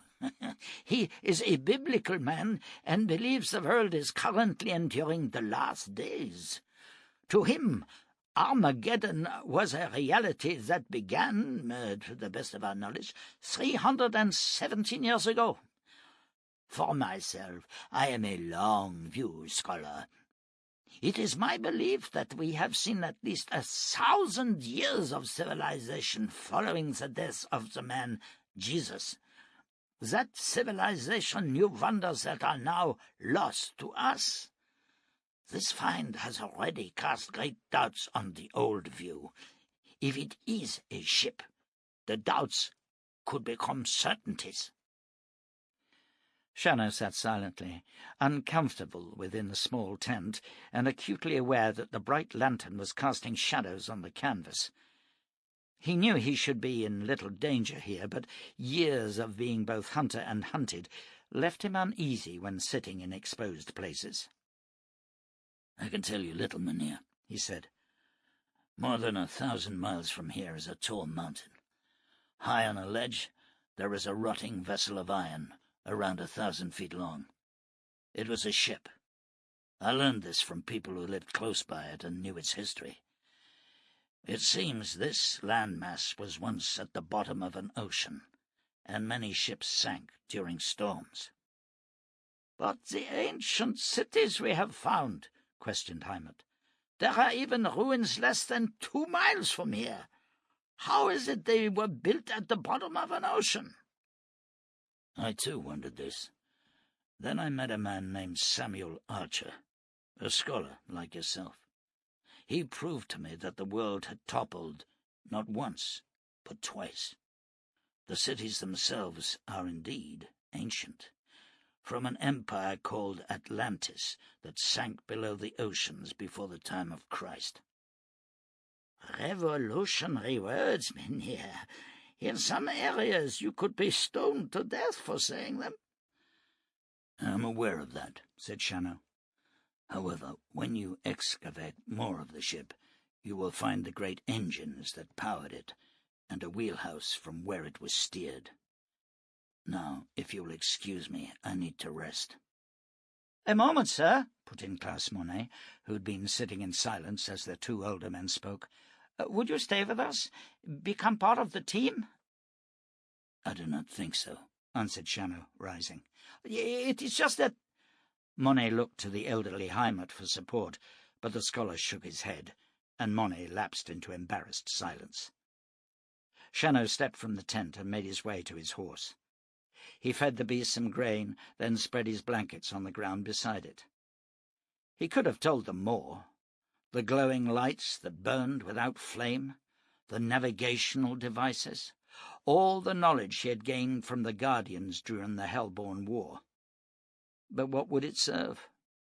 Shannow was caught in the no-man's land of the arcane debate. Instinctively he longed for the old view to be correct, but events had forced a different understanding on him. The old world was gone. Shannow had no wish to see it rise from the ashes.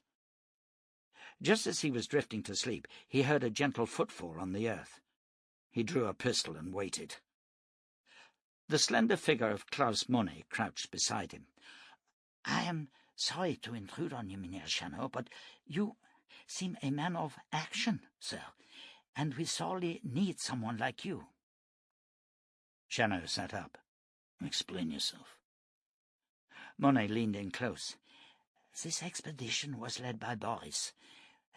We won the finance from a group of long viewers in the East, but since we have been here, a man named Skazy has become involved in the project.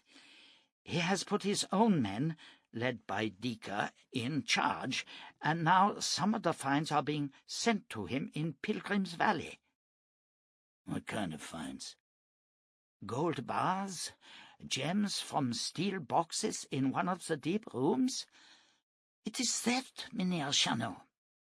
"Then put a stop to it," Shannow advised. "I am a scholar, sir." "Then study, and do not interfere with matters beyond your strength." "You would condone such thievery?" Shannow chuckled. "Thievery? Who owns this ship? No one. Therefore there is no theft.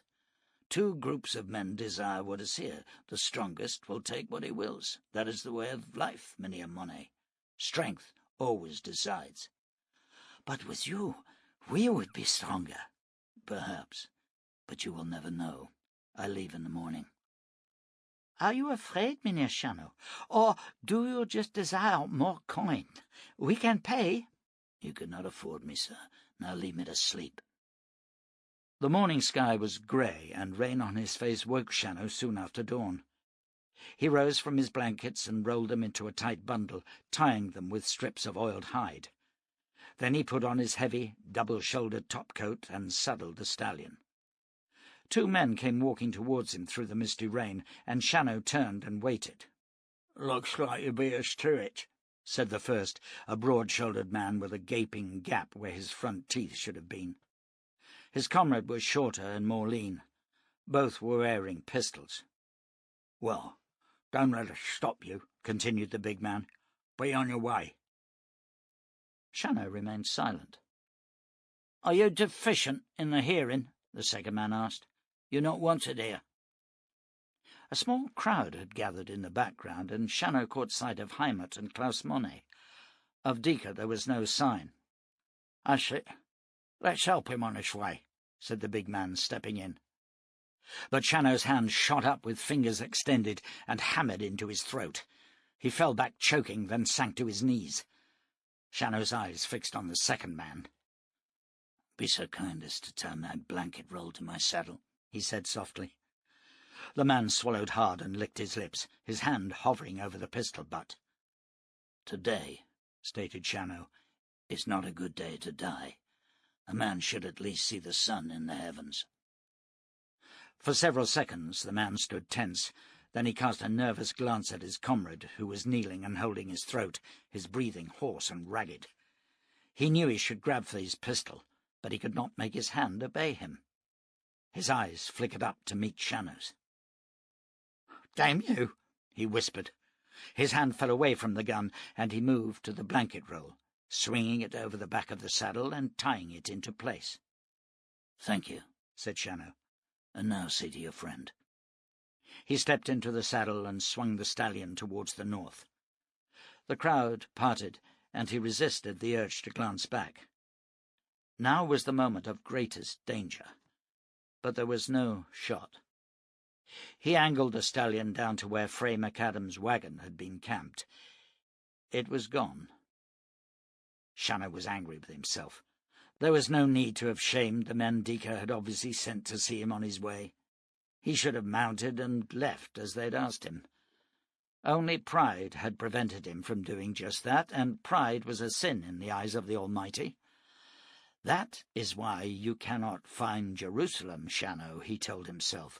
"Your sins burden you down." There is no Jerusalem. The thought leapt unbidden to his mind, and he shivered. He had seen so much in these last few years, and his doubts were many. But what choice do I have, he wondered. If there is no Jerusalem, then all is in vain. And so the search must go on. For what purpose? For me. For as long as I search, then Jerusalem exists, if only in my mind. And that is enough. I need no more. You lie, Shannow. Yes, I lie. But what does that prove? I must search. I must know. Where next will you search? Beyond the Great Wall, and if not there, to the ends of the earth and the borders of hell. Coming to the top of the rise, he turned west, seeking the pass through the mountains. He rode the deer trails for more than 2 hours before joining the main track, which was scarred by the rims of wagon wheels and the hooves of many horses. The rain had ceased, and the sun broke clear of the clouds. He rode more warily now, halting often and studying his surroundings. With the sun at its height, he stopped and rested in the shadow of a looming natural pillar of stone. It was cool here, and he read his Bible for an hour, enjoying the Song of Solomon. By mid-afternoon, the Jerusalem man had passed the mountains and was following a narrow track down into the valley beyond. To the west, he could see the McAdam wagon following the wider trail which led into the town. To the north, beyond the buildings, the valley stretched for miles, ending in a huge wall that vanished into the distance. Shannow drew a long glass from his bags, and through it he scanned the wall. It was massive, and even at this distance he could make out the flowers and lichens sprouting between its great blocks. He transferred his gaze to the sky, seeking the wonders beyond the wall, but only huge white clouds could be seen gently rolling across the vault of heaven. Hitching himself round in the saddle, he focused on the McAdam wagon. The woman was at the reins. He could see her honey-blonde hair and the flesh of her right leg as it rested against the brake. The children were walking behind, leading the horse. They would be in the town long before Shannow. He studied the buildings below. Most were wood structures, some timber, some log, but there were stone dwellings of several stories, mostly at the eastern end. There appeared to be one main thoroughfare stretching for around 400 paces, and then, in the shape of a T, buildings branched north and south of it. It was a thriving community, and many more dwellings were in the process of completion. Beyond the town was a meadow packed with tents, large and small, and Shannow could see more than a dozen cook fires. Families were moving in to settle the land, and soon Pilgrim's Valley would house a city. Shannow considered avoiding the town and riding on to the wall and beyond, but the stallion needed rest and grain feeding, and the Jerusalem man had not slept in a bed in what seemed an age. He rubbed at his chin and imagined a long, hot bath and the feel of a razor on his face. His clothes, too, were way overdue for cleaning, and his boots were leaf-thin. Flicking a glance at the wagon, he could no longer see the driver, nor the flesh of her leg at the brake. Chapter 10. Oshiri eased his swollen, misshapen frame into the room and tried to sit down in a wide chair. The discomfort was supreme. The muscles of his back no longer stretched as they should. He rose and squatted on his haunches, watching the dark lady as she sat statue still at the huge desk. Her eyes were closed, her spirit absent from her body. Oshiri knew where she flew. She was deep down inside the drying smear of his blood that stained the crystal on her desk. Oshiri sat silently until Krina stretched her back and opened her eyes. She cursed softly. "You must not be impatient," said Oshiri. The black woman turned and smiled. "Time races away from me," she replied. "How are you feeling?" "Not good, Krina.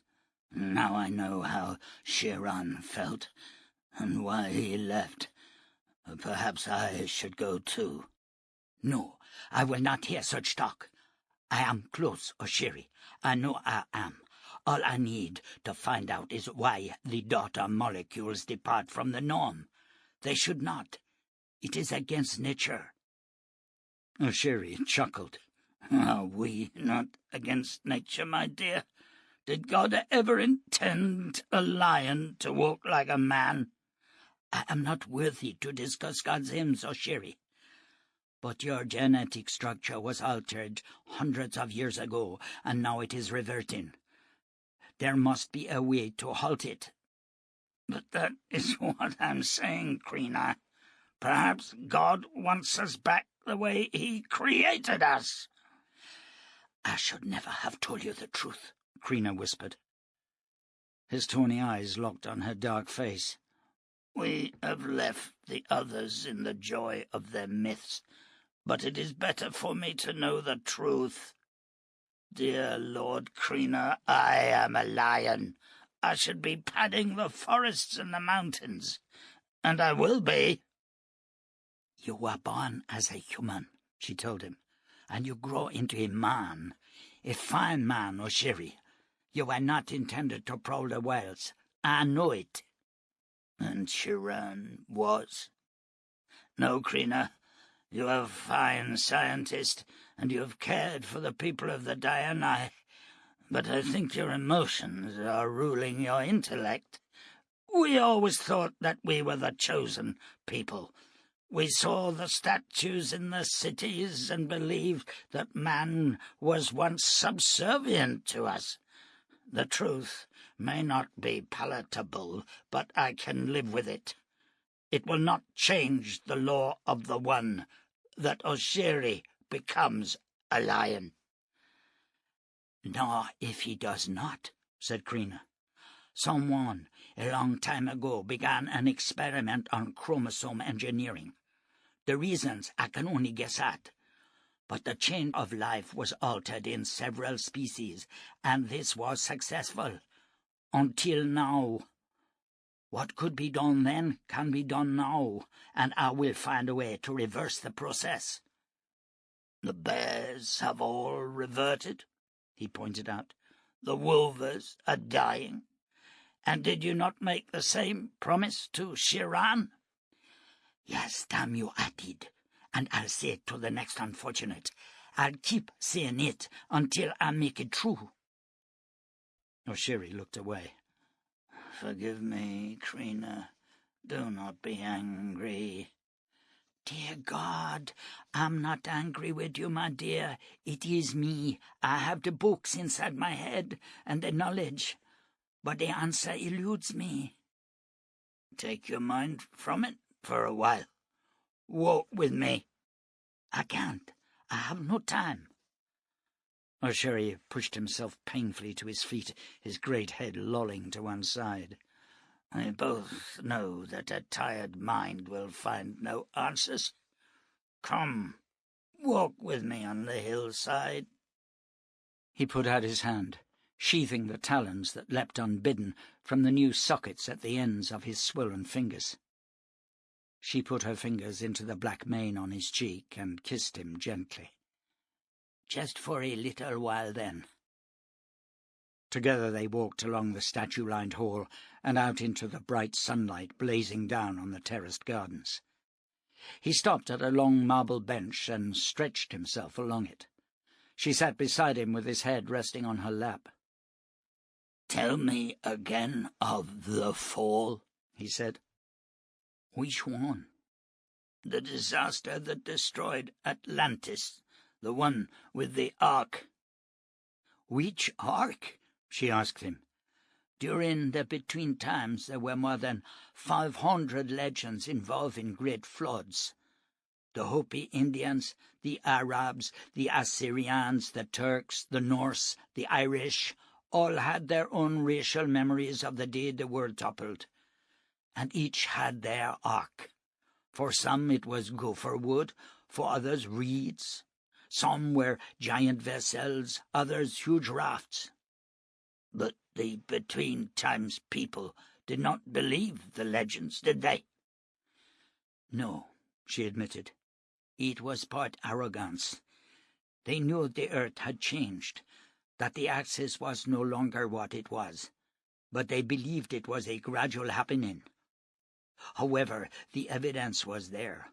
High water marks on the sides of mountains, seashells found in deserts, huge bone graveyards of animals found in mountain caves, where they must have gathered to escape the floods." "And why did the earth topple, Krina, that first time?" She smiled down at him. "Your desire for knowledge is insatiable, and you know I will not tell you the secrets of the second fall.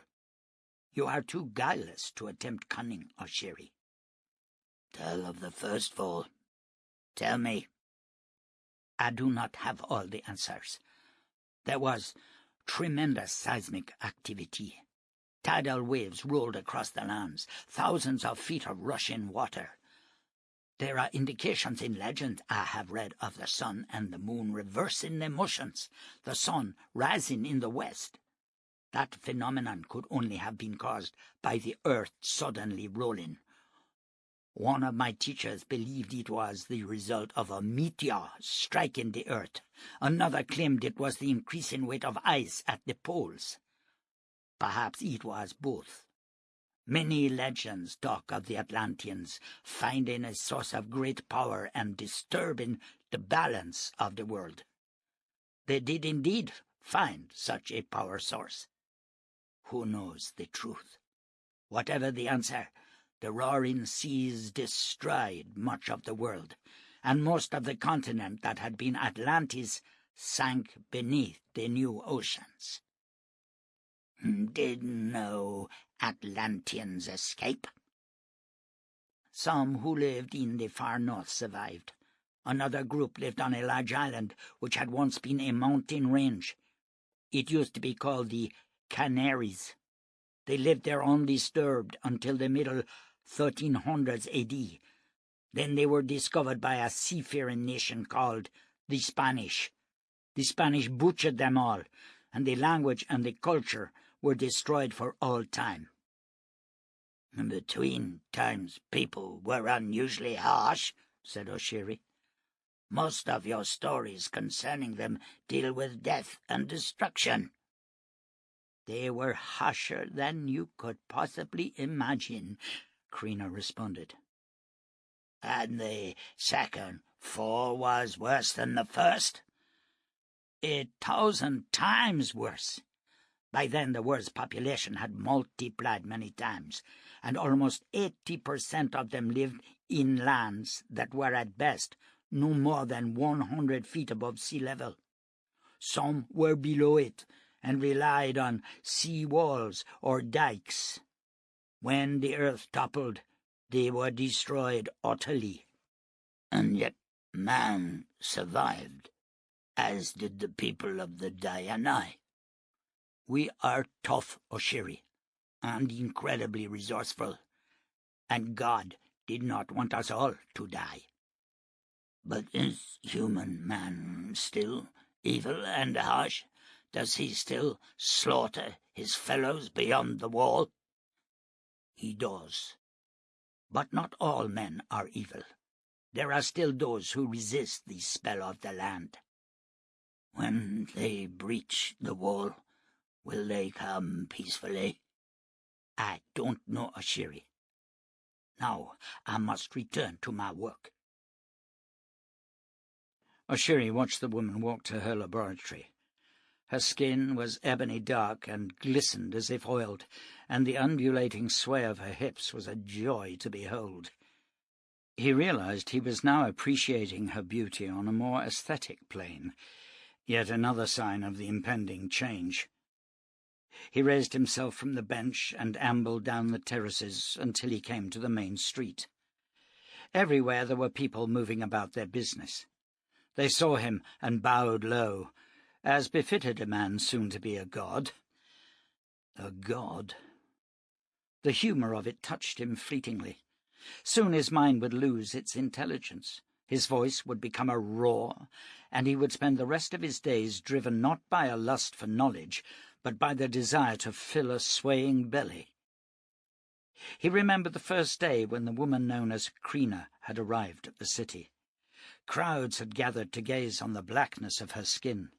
Priests had bowed down before her, and Oshiri's older brother, the prince Shiran, had been smitten by her unearthly beauty. She had a child with her then, a sickly boy with wide, sorrowful eyes, but he had died within the first 2 months of her stay. The physicians had been powerless. His blood, they said, was weak and diseased. Krina had mourned him for a long time. Shiran, tall and handsome and the finest athletes among the Diani, had spent his days walking with her, telling her of the legends of the Diani, showing her statues and holy buildings. At last, when they'd become lovers, he had taken her on a long walk to the mountains of the sword. She had returned dazed from the experience. Then the change had begun in Shiran. The priests gave thanks and blessed him, and a great celebration was ordered for the dwellers of the city. But Oshiri had noticed that Krina did not join in the festivities. One night he found her in the ancient Medi chamber of the palace, poring over scrolls of the lost ones, and he remembered her words. "Damn you, you bastards! Was there no end to your arrogance?" Oshiri had walked forward. In those days he too had been tall and well-formed, his eyes wide-set and tawny, his hair dark and gleaming, held in place by a band of gold. "What troubles you, Krina?" "Your whole stupid civilization," she stormed. "You know, once upon a time a people called the Incas believed that they could make people gods by cutting out their hearts." "Stupidity," Oshiri agreed. "You are no different. Shiran is being mutated into some kind of beast, and you all drink to it. I have never mocked your legends, nor sought to fill you with the arcane knowledge I possess. But this—" "What are you saying, Krina?" "How can I explain this to you? You have seen the dust and water combine to make clay, yes? Well, all living organisms are the same. We are all a combination of parts." "I know all this, Krina. Heart, lungs, liver, every child knows it." "Wait," she commanded. "I don't just mean the organs or the bones or the blood. Oh, this is impossible." Oshiri sat down facing her desk. "I'm not slow-witted. Explain it to me." Slowly she began to talk of the genetic material that was vital to all living organisms. She did not use its between-times name, deoxyribonucleic acid, nor the initials by which it became better known, but she did try to explain its importance in terms of controlling hereditary characteristics. For an hour she spoke, accompanying her words with sketches. "So," said Oshiri at last, "you are saying that these magic chains divide themselves into exact replicas? For what purpose?" With extraordinary patience, Krina moved on to talk of genes and chromosomes. At last the light of understanding dawned in Oshiri. "I begin to see. How fascinating! But how does this make us stupid? Until we are told, or discover, new knowledge, we cannot be accused of foolishness, can we?" "I guess not," said Krina. "But that is not what I meant. What I am saying is that Shiran's genetic structure is changing, mutating. The daughter chains are no longer identical to the parent, and now I know why. Tell me. Because you are not people. You are—" She stopped suddenly and looked away as Oshiri's tawny eyes narrowed. Finish what you were saying. Someone, some group in the between times inserted a different gene into your ancestors, into your basic genetic code, if you like. Now, once in maybe 5 generations, the structure breaks down and reverts. Chiron is not becoming a god. He's becoming what his ancestor was, a lion. Oshiri rose. There are statues in the old cities which show lion-headed gods. They were worshipped. I've been educated to believe in the religion of my ancestors, and I will not throw it aside. But I will speak to you again. I will learn which is correct. Krina rose and took his arm. I'm sorry, Oshiri. I should never have told you. You must not mention it to anyone else, especially Chiron.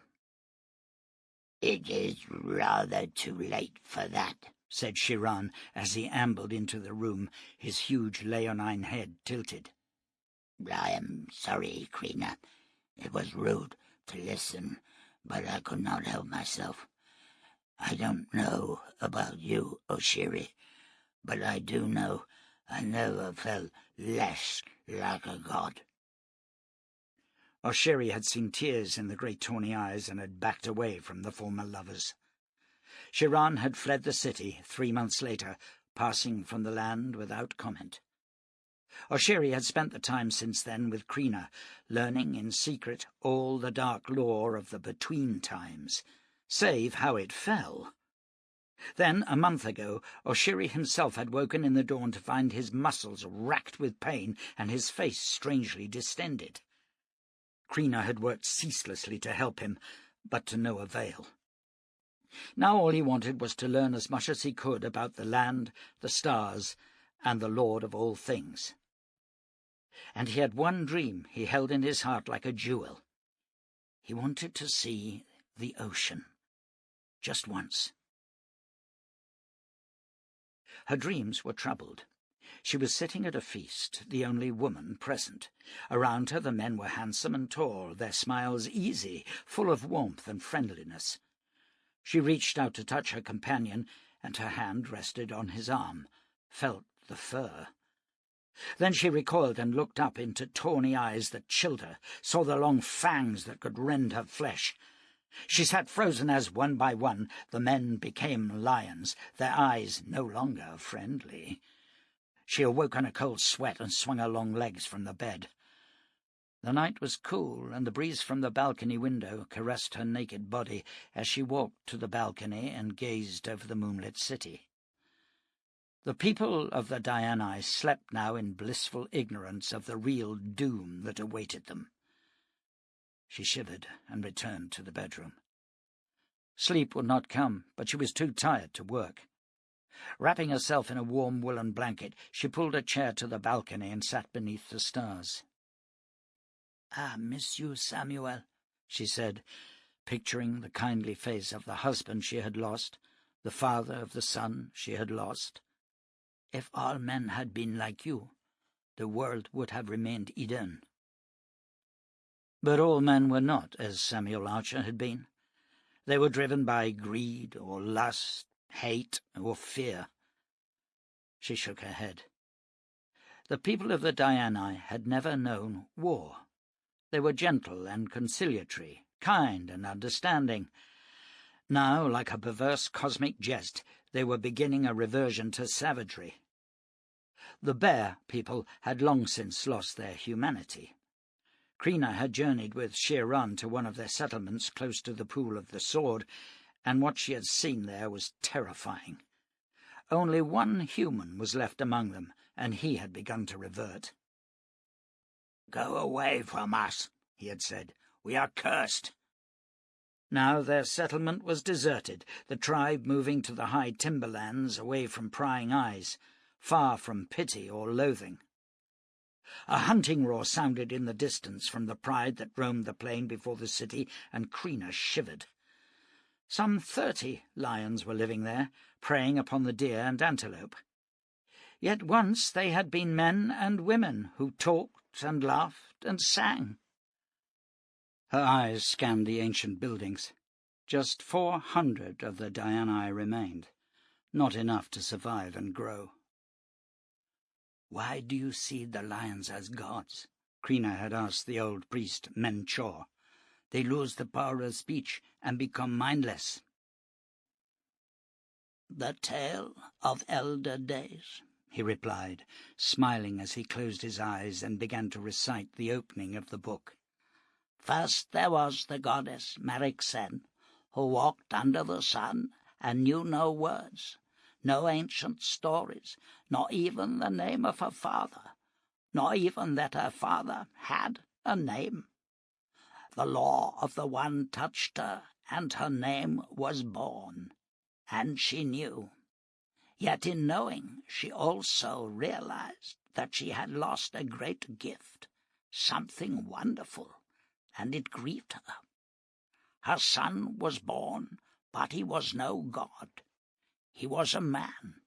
He spoke like a man and walked like a man.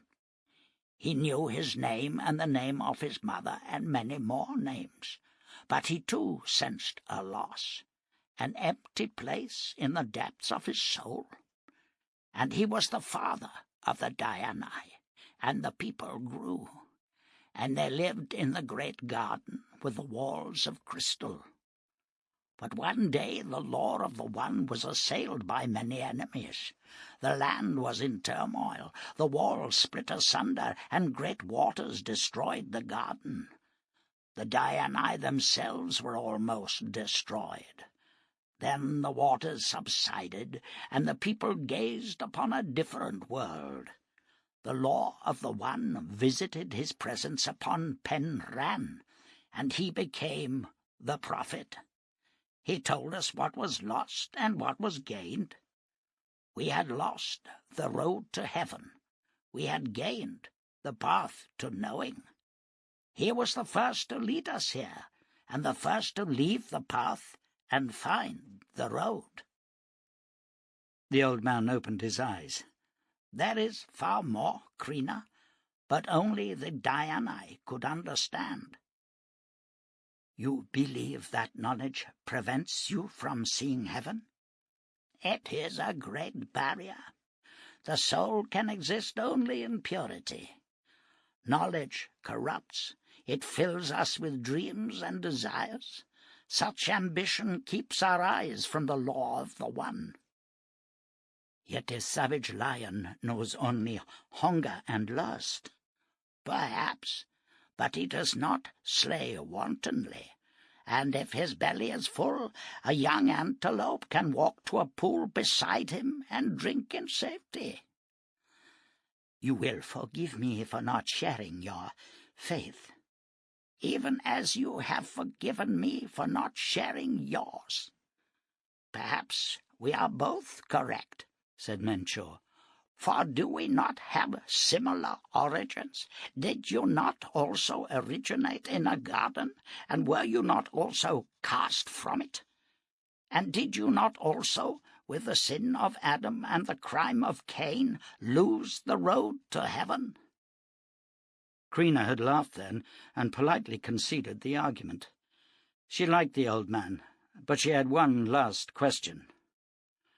"What happens when, like the bears, all the Dianae are lions?" "We will all be close to God," he told her simply. "But there will be no more songs." "Who knows what songs are heard in the heart of a lion? But can they be more discordant than the songs of death we hear from beyond the wall?" Chapter 11. Shannow left the stallion at the stock paddocks, paid the hostler to grain feed and groom the beast, then hitched his saddlebags over his left shoulder and made his way to the Traveller's Rest, a 3-story building to the west of the town. They had one room vacant, but the owner, a thin, sallow-faced individual called Mason, asked Shannow if he could wait for an hour while they cleaned it up. Shannow agreed and paid for a 3-day stay. He left his saddlebags behind the counter and walked into the next room, where a long bar stretched some 50 feet. The barman smiled as he entered. "Name it, son," he said. "Beer," ordered Shannow. He paid for the drink and took the brimming jug to a corner table where he sat with his back to the wall. He was tired and curiously on edge. His thoughts kept drifting to the woman with the wagon. Slowly the bar began to fill with working men, some straight from the mine, their clothes black, their faces streaked with grime and sweat. Shannow cast his eyes swiftly over each newcomer. Few wore pistols, but many carried knives or hatchets. He was ready to move to his room when a young man entered. He was wearing a white cotton shirt, dark trousers, and a fitted jacket of tanned leather, and he wore a pistol with a smooth white grip. Watching him move, Shannow felt his anger rise. He pulled his eyes from the newcomer and finished his beer.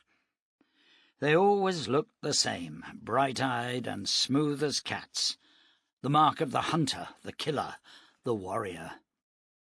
Shannow left the bar, collected his belongings, and climbed the 2 flights to his room.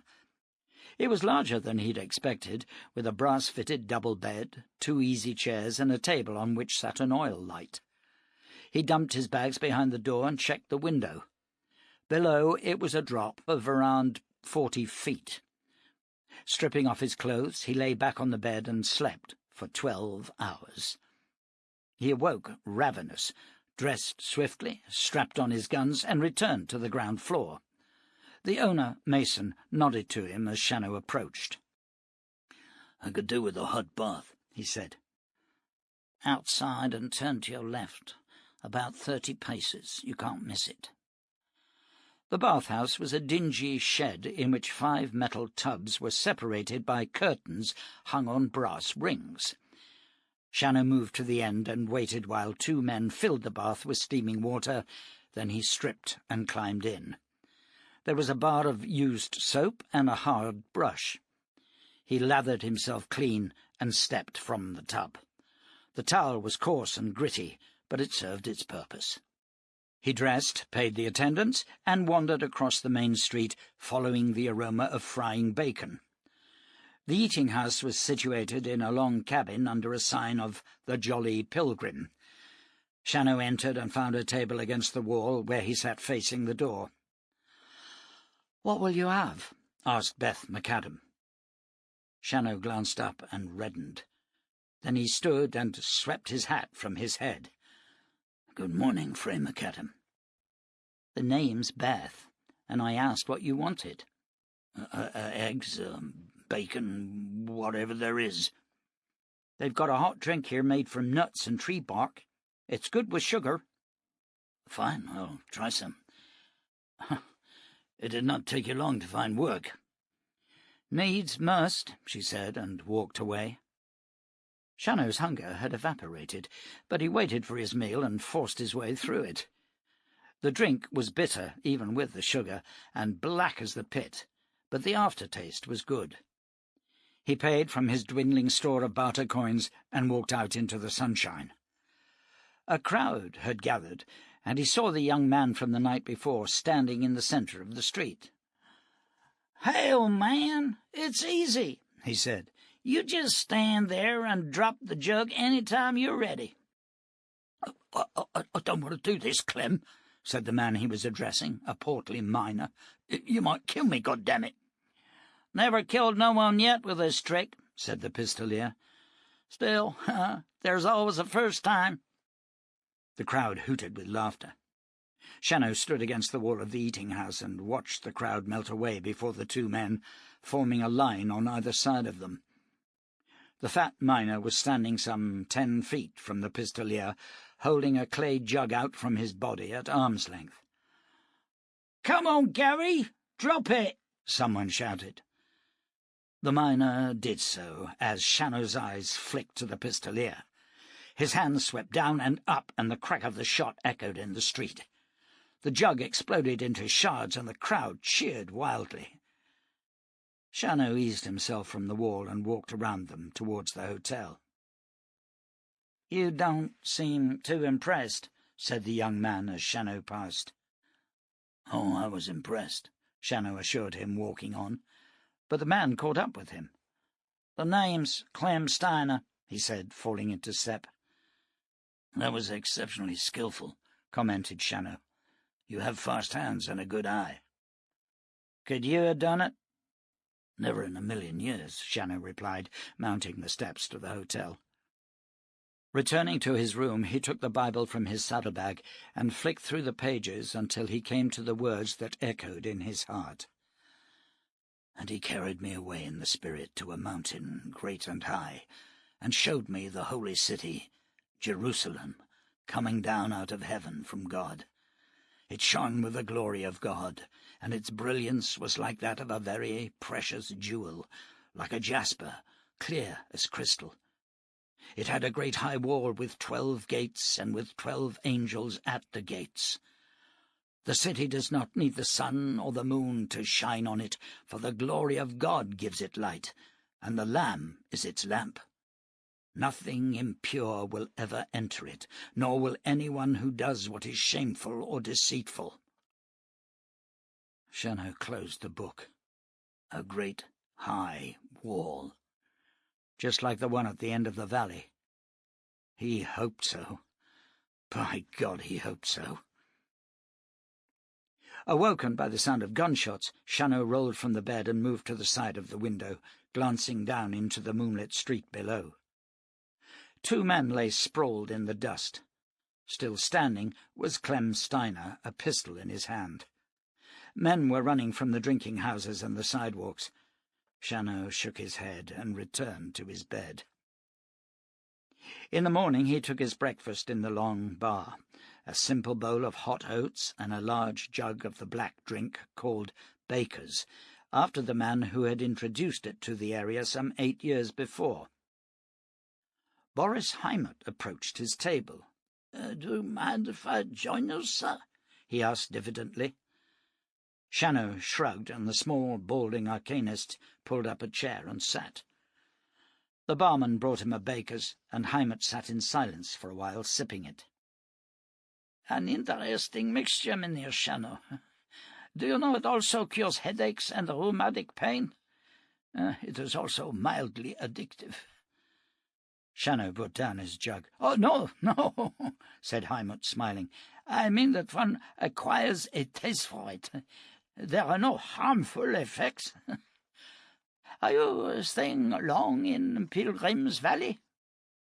2 more days, or maybe 3. "Oh, it could be a beautiful place, but I fear they will have more trouble here." "You've finished work on the ship?" Shannow asked. Klaus and I were ordered to leave the site. Mynheer Skesi has taken over." "I'm sorry." Heimat spread his hands. "Oh, there was not much more to see. We dug further and found the ship was only a piece. It must have broken up as it sank, but any theory of it being a building was destroyed." "What will you do now?" "I will wait here for a wagon convoy and then journey back to the east. There is always an expedition to somewhere. It is my life. Did you hear the shootings last night?" "Yes," said Shannow. 14 people have died violently here in the last month. It is worse than the Big Wide." "There is wealth here," said Shannow. "It draws men of violence, weak men, evil men. I've seen it in other areas. Once the wealth is gone, the boil bursts."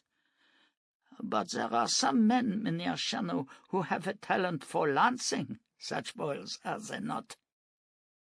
Shannow looked into the man's pale blue eyes. "Indeed there are, Mynheer Heimat, but it seems to me there are none such in Pilgrim's Valley." "Oh, I think there is one, sir. But he is disinterested. Do you still seek Jerusalem, Jon Shannow?" "I do.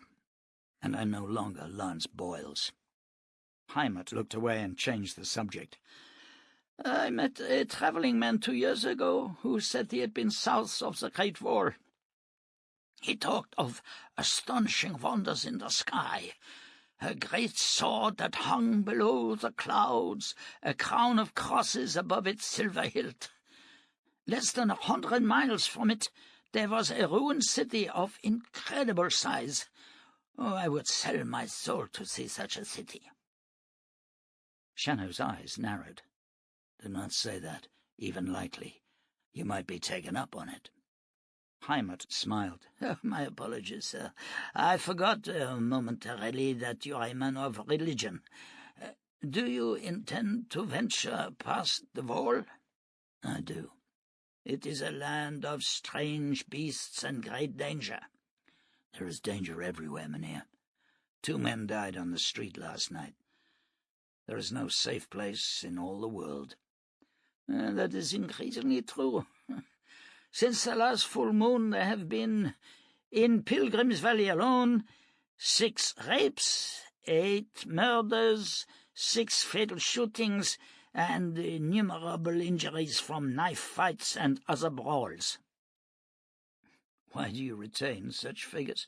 asked Shannow, finishing his bakers. "Habit, sir." He produced a wad of paper and a pencil from the bulging pocket of his coat. "Would you do me the kindness, sir, of telling me the whereabouts of the giant ship you saw in your travels?"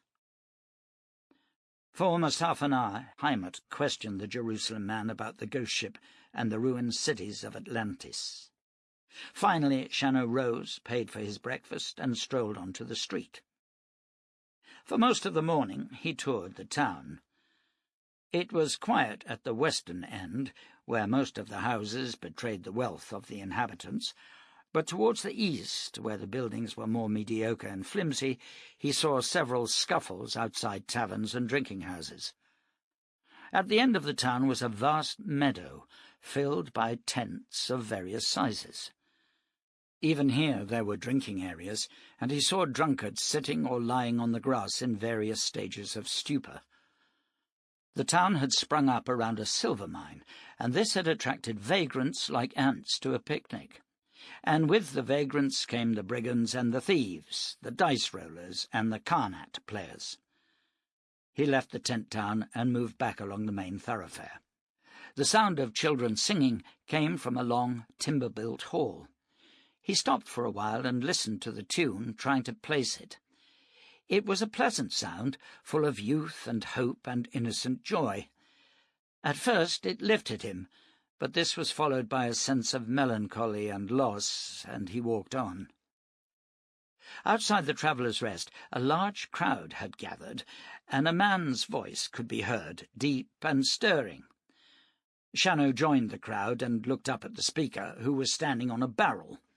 The man was tall and broad-shouldered, with thick red hair tightly curled. He wore a black robe, belted at the waist with grey rope, and a wooden cross hung from a cord around his neck. "And I say to you, brothers, that the Lord is waiting for you. All he wants is a sign from you, to see your eyes lifted from the mud at your feet, lifted towards the glories of heaven, to hear your voices say, 'Lord, I believe.' And then, my friends, the joys of the Spirit will flow in your souls."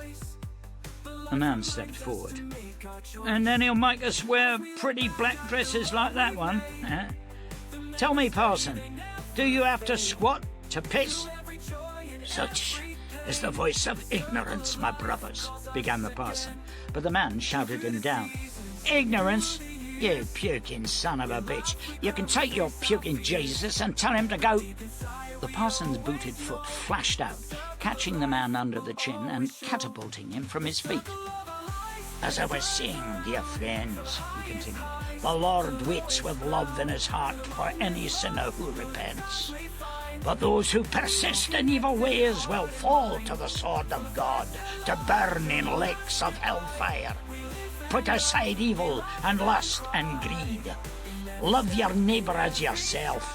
Only then will the Lord smile on you and yours, and your rewards will be all the greater." "Do you love him, parson?" shouted another man in the crowd, pointing down at the unconscious heckler.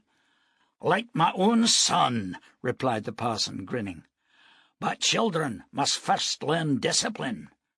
I will stand bad language, for that is the way of sinful man, but I will not stand for blasphemy or any insult to the Lord. Faced with such, I will smite the offender hip and thigh, as Samson among the Philistines."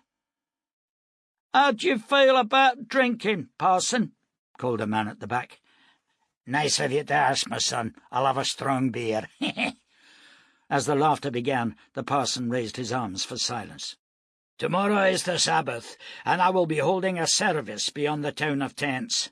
There will be singing and praise, followed by food and drink. Come with your wives, your sweethearts, and your children.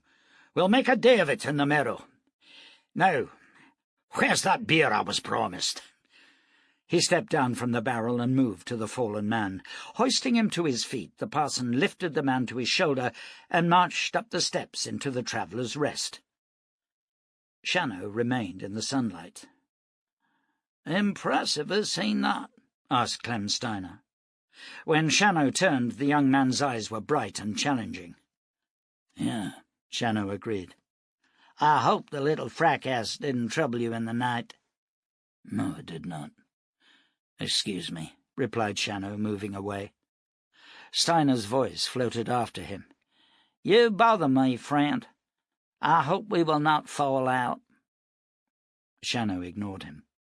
He returned to his room and checked his remaining barter coins, finding he had 7 full silvers, 3 halves, and 5 quarters. He searched his pockets and came up with the gold coin he had found in Chiron's food store. It was just over an inch in diameter, and upon the surface was stamped the image of a sword surrounded by stars. The reverse of the coin was blank. Shannow took it to the window to examine it more closely. The sword was of an unusual design, long and tapering, and the stars were more like crosses in the sky. The thunder of hooves sounded from the street, and a large group of riders came hurtling into sight. Shannow opened the window to see the body of a beast being dragged in the dust, behind 2 of the riders, and a large crowd gathering. The horsemen pulled up their mounts, and Shannow was amazed to see the bloodied beast rise up on all 4s and then lurch to its hind legs. It ran, but a rope pulled it up. 2 shots exploded, and gaping wounds appeared on the creature's back. Several more of the onlookers produced guns, and the beast was smashed from its feet. Shannow left his room and moved swiftly down the stairs. On the street beside the Traveller's Rest was a store, outside which stood several barrels and a stack of long wooden axe, or pick, handles. Lifting one of them, Shannow walked down into the milling group of riders and stopped before a bearded man on a black horse. The pick handle slashed through the air to hammer into the man's face. His body flew back over the saddle and hit the ground, raising a cloud of dust. Shannow dropped the club on the rider's body and, taking hold of the pommel of the saddle, vaulted to the stallion's back. There was silence now as Shannow eased the horse past the stunned riders. He tugged on the reins, turning the stallion to face the group. "When he awakes, point out to him the perils of stealing a man's horse," Shannow told them. "Make it clear to him. I will leave his saddle with the hostler." "He'll kill you for this, friend," said a young man close to him. "I'm no friend of yours, child, nor ever will be." Shannow rode on, pausing only to glance down at the dead beast. It looked almost exactly as Chiron had in those last days. The spreading lion's mane, the hideously muscled shoulders. Shannow touched his heels to the stallion's flanks and cantered down to the stables, where the hostler came out to meet him. I'm sorry, mynheer, but I couldn't stop him. There were 8, 10 of them. They took 3 other horses that weren't theirs." "Who were they, the thieves?" "They ride for Scasey," replied the man, as if that answered everything. Shannow dismounted and led the stallion into the stable. He stripped the saddle from him and flung it in a corner. Then he groomed the horse, rubbing the leather from him and brushing the gleaming back. "It's a fine horse," said the hostler, limping forward. "Must be 17 hands. I'll bet he runs like the wind." "He does. What happened to your leg?" "Timber cracked in the mine years ago. Busted my knee. Still, it's a damn sight better living above ground than below. Not so much coin, but I breathe a lot easier. What was all the shooting?" "They killed the lion they captured," Shannow told him. Hell, I'd like to have seen that. Was it one of them man-demons?" "I do not know. It ran on its hind legs." "Oh, Lord, what a thing to miss! There ain't so many as there was, you know. Not since the gates vanished on the wall. We used to see 'em often in the spring. They killed a family near Silverstream. Ate 'em all, would you believe me? Were it male or female?" "Male," said Shannow. "Yep. Never seen no females. Must be beyond the wall, I reckon." "Does anyone ever go there?" "Beyond the wall?" queried the hostler. "No way. Not ever.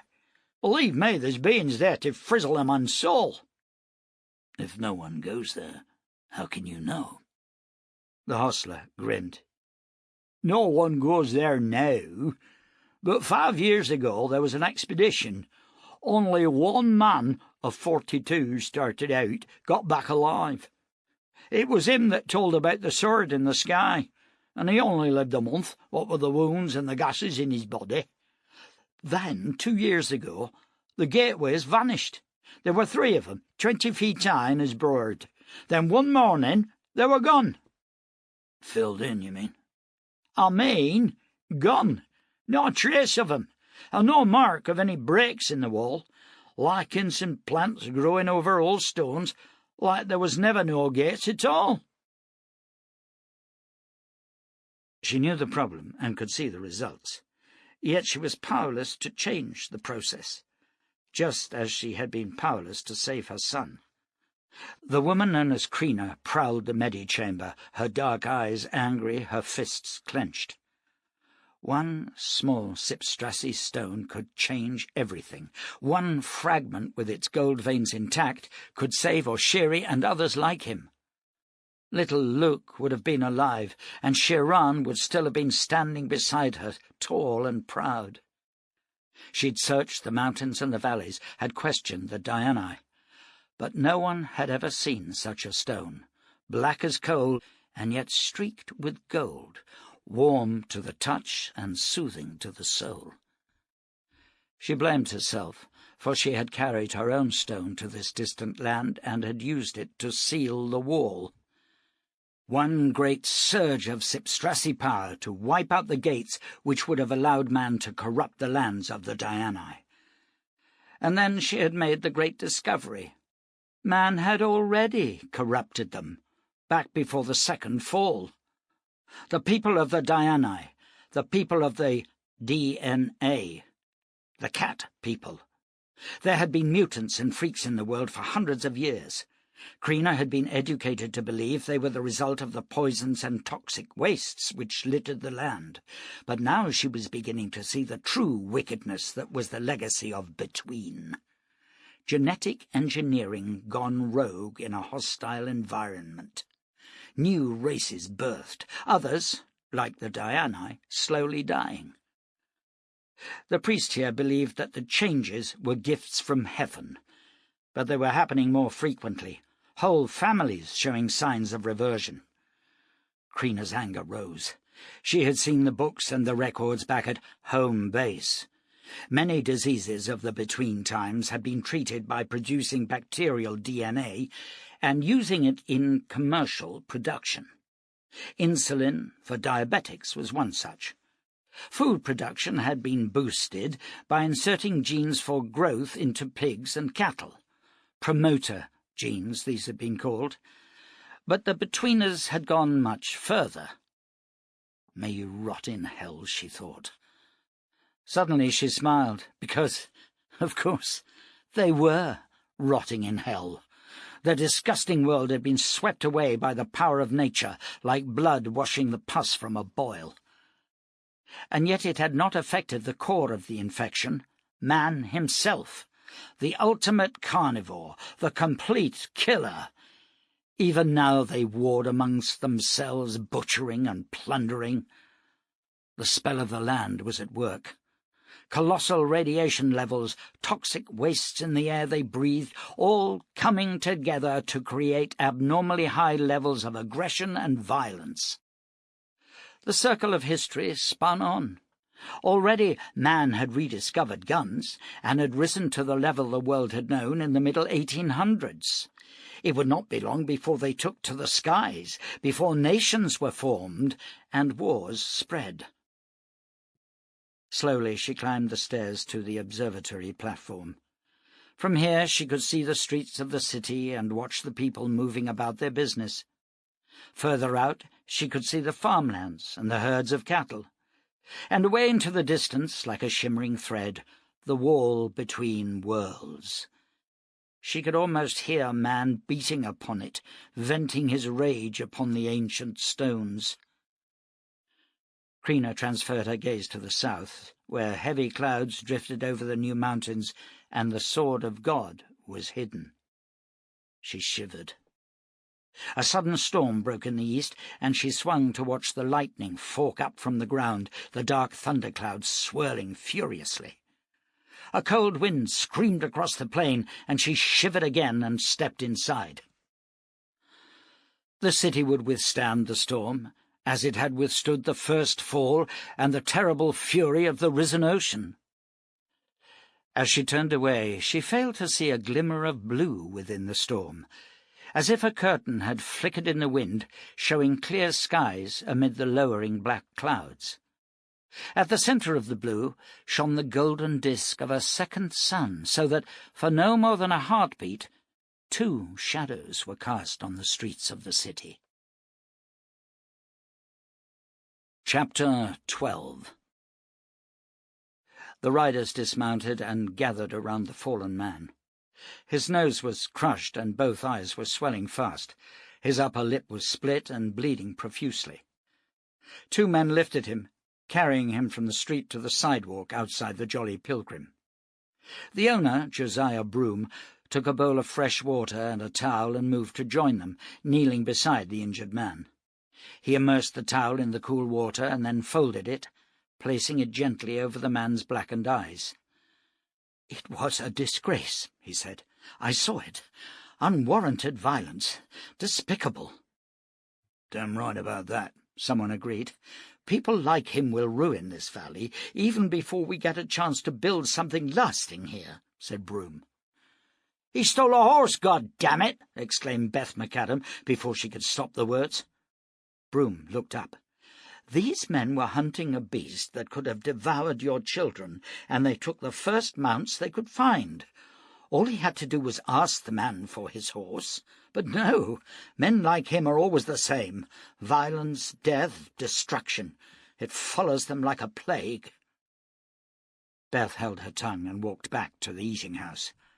She needed this job to swell the funds she had hidden in her wagon, and to pay for the children to remain at the cabin school. But men like Broom annoyed her. Sanctimonious and blinkered, they saw only what they wished to see. Beth had been in Pilgrim's Valley for only 2 days, but already she knew the political structure of the settlement.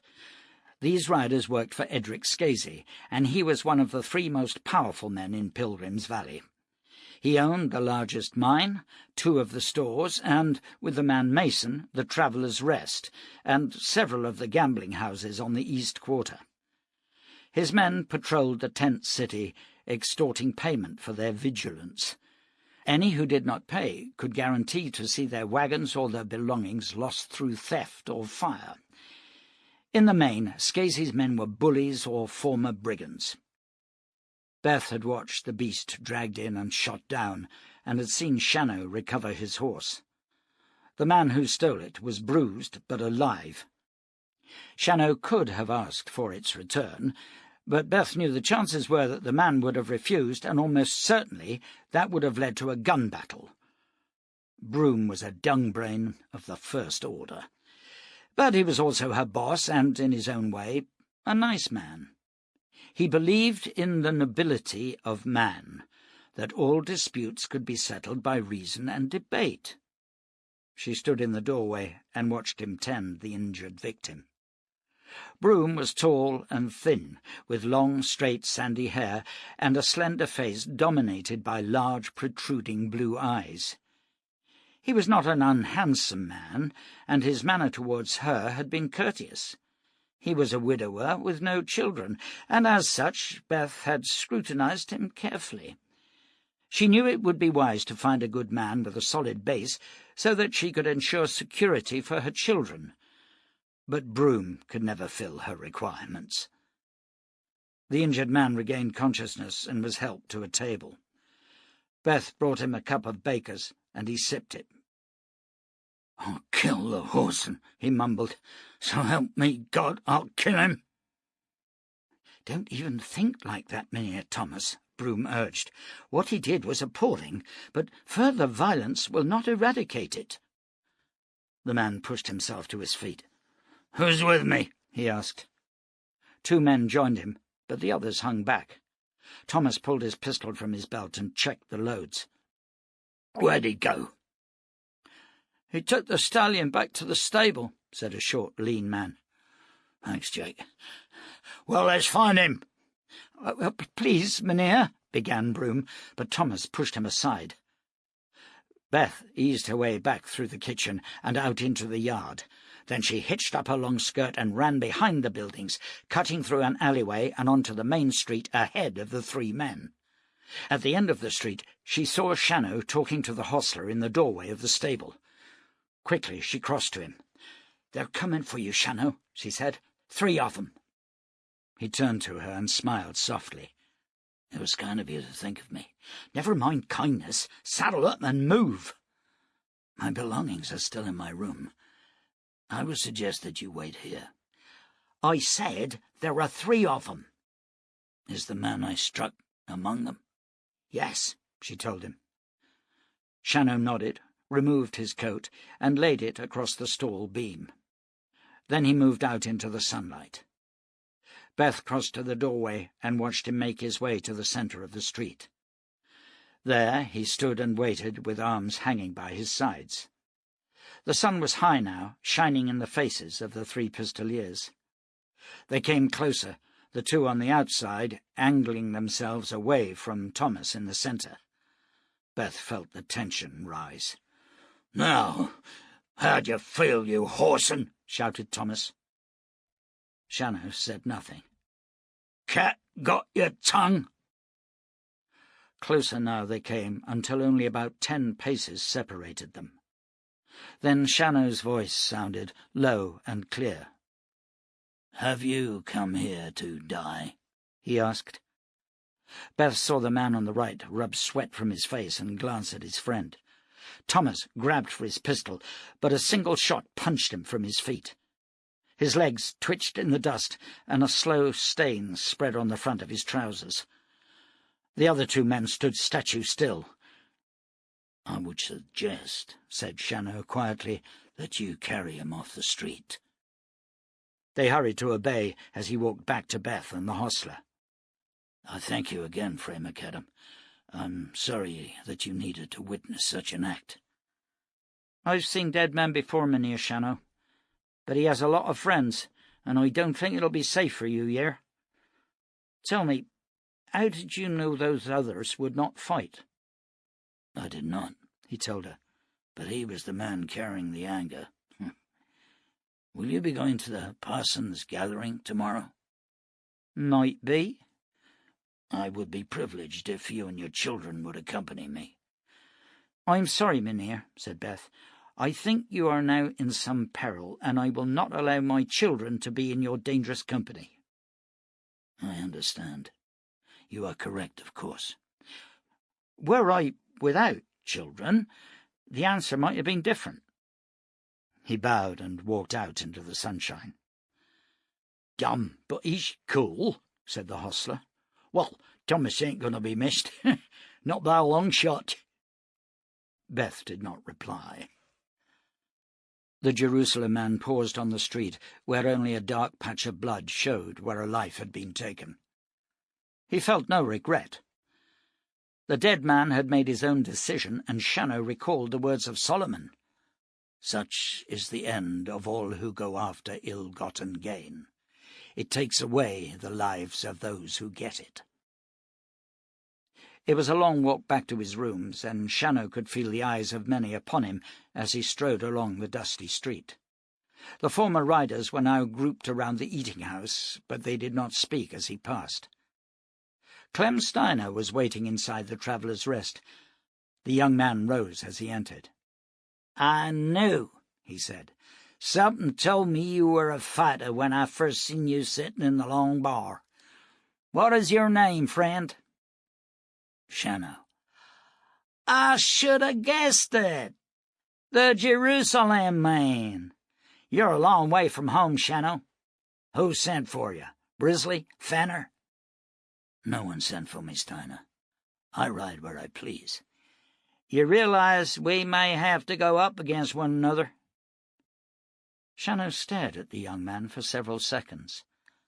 "That would not be advisable," he said softly. "Damn right there. You better remember that. Mynheer Scasey would like a few words with you, Shannow. He's in the long bar." Shannow turned away and made for the stairs. "You hear what I said?" Steiner called, but Shannow ignored him and climbed to his room. He poured himself a cup of water from a stone jug and sat down to wait in a chair by the window. Edric Scasey stepped from the long bar. "He's gone, Mr. Scasey," said Steiner. "Want me to fetch him back?" "No. Wait here for me." He was a tall man, broad-shouldered, his raven-black hair cut short and swept back over his head without a parting. Clean-shaven, his face was strong and angular, the dark eyes deep-set, and he moved with smooth assurance. Reaching the door of Shannow's room, he knocked once. "Come in. It's open," came a voice from within. Scasey stepped inside. His eyes fastened on the man sitting in the chair by the window, and he re-evaluated his plan. He had intended to offer Shannow employment, but this was now an option that would serve only to make the man before him more of an enemy. "May I sit, Mr. Shannow? I thought the term was mynheer in this part of the country." "I am not from this part of the country." He walked to the chair opposite the Jerusalem man and lowered himself into it. "What is it that you want, Mr. Scasey?" "Merely to apologize, sir. The man who stole your horse worked for me. He was a hot-headed youngster. I wish to assure you that there will be no revenge attacks. I have made that clear to all my riders." Shannow shrugged, but his expression did not change. "And?" Scasey felt a flicker of anger, but suppressed it, forcing a smile instead. "There is no and. It is merely a call of courtesy, sir. Do you intend staying long in Pilgrim's Valley?" "No. It is my intention to ride further south." "To seek the wonders in the sky, no doubt. I envy you that. It will be at least 3 months before I've assembled a force to cross the wall." "A force? For what purpose?" asked Shannow. "Out of his mouth comes a sharp sword with which to strike down the nations," quoted Scasey. "He will rule them with an iron sceptre." He watched Shannow's expression change from open hostility to wariness. "So you read your scripture, sir. But what does it mean to you?" Scasey leaned forward, pressing home his advantage. "I have gathered information about the land beyond the wall and the wonders there. There are great signs in the sky. Of this there is no doubt. There is a shining sword surrounded by stars and crosses, and upon the sword is a name that no one can read, exactly as the scripture says. What is more, the land is peopled by beasts who walk like men and worship a dark goddess, a witch who performs obscene rites among them. Or, as the scripture has it, Mr. Shannow, there I saw a woman sitting on a scarlet beast that was covered with blasphemous names. Or, there again, the beast I saw resembled a leopard, but had feet like those of a bear and a mouth like that of a lion. All these things are beyond the wall, Mr. Shannow. I intend to go there and find the sword of God. And for this you gather brigands and pistoliers? You would have me take farmers and teachers? Shannow stood and moved to the window. I'm no debater, sir, nor am I a judge.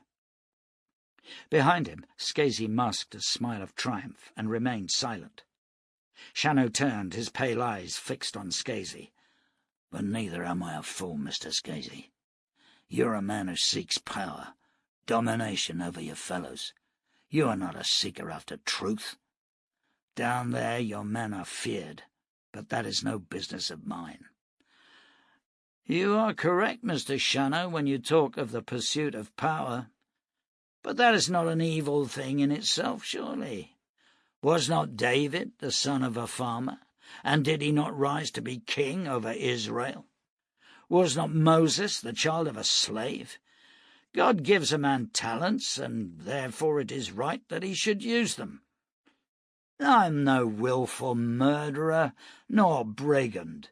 My men may be boisterous and rough, but they pay for their wares and treat the folk of this community with respect. Not one of them has been found guilty of murder or rape, and those who have been caught stealing have been dealt with by me. There will always be rulers, Mr. Shannow. It is not a sin to become one. Shannow returned to his chair and poured a mug of water which he offered to Scasey, who refused it with a smile. As I said, I am no judge. I will not be in this community for long, but I've seen other such communities. The violence will grow, and there will be many more deaths unless order is established. Why is it, sir, that with your quest for power you have not established such order? Because I'm not a tyrant, Mr. Shannow. The gambling places in the eastern sector are not under my jurisdiction. I have a large farm and several herds of dairy and beef cattle, and I own the largest silver mine. My lands are patrolled by my men, but the town itself, though I have interests here, is not my concern. Shannow nodded. Did you find anything of interest in the wreck of the ship? Scasey chuckled. I heard about your altercation. Yes, I did, Mr. Shannow. There were some gold bars and several interesting pieces of silver plate, but nothing as grand as you saw on the Titanic. Shannow betrayed no surprise. He merely nodded, and Scasey went on. Yes, I have seen the Titanic. I know of the Sipstrassi demon stone that resurrected it, and of your battle with Sorrento. I also am no fool, sir. I know that the world of the past contained wonders beyond our imaginings, and that they are lost to us, perhaps forever. But this new world has power also, and I will find it beyond the wall. The demon stone was destroyed, said Shannow. If you know of Sorrento, you know of his evil and of the hell-born war he caused. Such power is not suited to men. Scasey rose. I've been honest with you, Mr. Shannow, because I respect you. I do not seek a confrontation with you. Do not misunderstand me. I do not speak from fear. But I want no unnecessary enemies. Sipstrassi is merely a power source, not unlike the guns you wear. In evil hands it will create evil. But I'm not an evil man. Good day to you. Scasey moved back into the hallway and continued down the stairs to where Steiner waited. You want me to take him out, Mr. Scasey? Stay away from him, Clem. That man would kill you. Is that a joke, Mr. Scasey? There's no one could take me with a pistol. I didn't say he could beat you, Clem. I said he would kill you. Chapter 13. For 2 long, hot days, Nu Khasisatra walked across the Great Wide. The mountain seemed no closer, but his strength was ebbing. As a shipbuilder and a craftsman, he had long been proud of the enormous strength he could bring to bear, lifting great weights of wood or stone. But this seemingly endless walk called not for strength, but for stamina, and on this count Nu realized he was lacking. He sat down in the shade of a shallow gully and took the Sipstrassi stone from the deep pocket of his coat. He was loath to use its power, not knowing how much was left, nor how much was needed to allow him to return home to Pashad and his children. Unlike many from the city of Ad, Nu had taken only one wife, the daughter of Axin the sailmaker. He loved her from the first moment their hands had touched, and he loved her still. There was little strength in Pashad, fragile as a spring flower, but there was a well of giving in her without which Nu felt lost. The last time Nu had been in possession of Sipstrassi, it had been a fragment, a sliver no bigger than a torn fingernail. Its power had been used up in a day, fueling his strength, forcing back the awesome power of time, turning his greying hair black and filling his muscles with the strength of youth. But what he held now was 20 times larger, the gold veins thick and pulsing with power. Nu had escaped the daggers, but he had not journeyed to Balakris. He had come to some foreign land far across the sea, where men wore strange raiment. "Use your mind, you fool," he told himself. "How can you return home unless you first know from where you are starting?" According to legend, the elder priests had used Sipstrassi to free their spirits to fly the universe. If they could do it, so could Nu Khasisatra.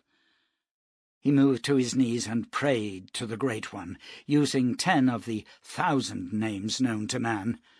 Then he gripped the stone tightly and pictured himself rising through the gathering clouds above. His mind swam, and he felt suddenly free, like a ship whose anchor falls away. Opening his eyes, he found himself staring down at a white wilderness of mountains and valleys with not a trace of life. Above him the sky was blue and clear, but the landscape below was ghostly and silent. Fear swept through him. Where had he flown? He dropped towards the snow-covered world and passed into the clouds. For a time he was blind, then he broke through the grey-white mist and saw the land far below, green and lush, sectioned by snow-topped mountains and ribbon rivers, great valleys and dales, forests and plains. He scanned the horizon for signs of life, for cities or towns, but there was nothing save the vastness of nature. Nu's spirit swooped closer to the plain. Now he could see his own tiny figure in the gully below, and, some miles to the west, a camp of wagons with white canvas covers and oxen feeding on the hillside. He ventured further over the mountains and saw an ugly township with squat wooden buildings and a large gathering of people in a meadow. Passing over them, he continued south. A great wall, similar in structure to the sea wall at Ad, met his eyes, and he dropped towards it. The stones were hewn in the same way, but they were far older than Pendaric's wall. He moved on, wondering how a nation which could erect such a wall could have regressed to creating such hideous buildings as he'd seen in the small town. Then he saw the city, and his heart sank. There was the domed palace, the marbled terraces, the long statue-lined road of kings, and to the south the curving line of the dock. But beyond it there was no glittering ocean, only fields and meadows. Nu hovered, scanning the people strolling the streets. Everything was as he remembered, yet nothing was the same. He sped to the temple and halted by the statue of Derach the prophet. The prophet's face was worn away, the holy scrolls in his hands reduced to no more than white sticks. Shaken beyond endurance, Nu fled back to the sky. What he had seen was like a vision from the fires of Belial, and he knew the truth. This was not some strange, distant land. This was home. This was the city of Ad.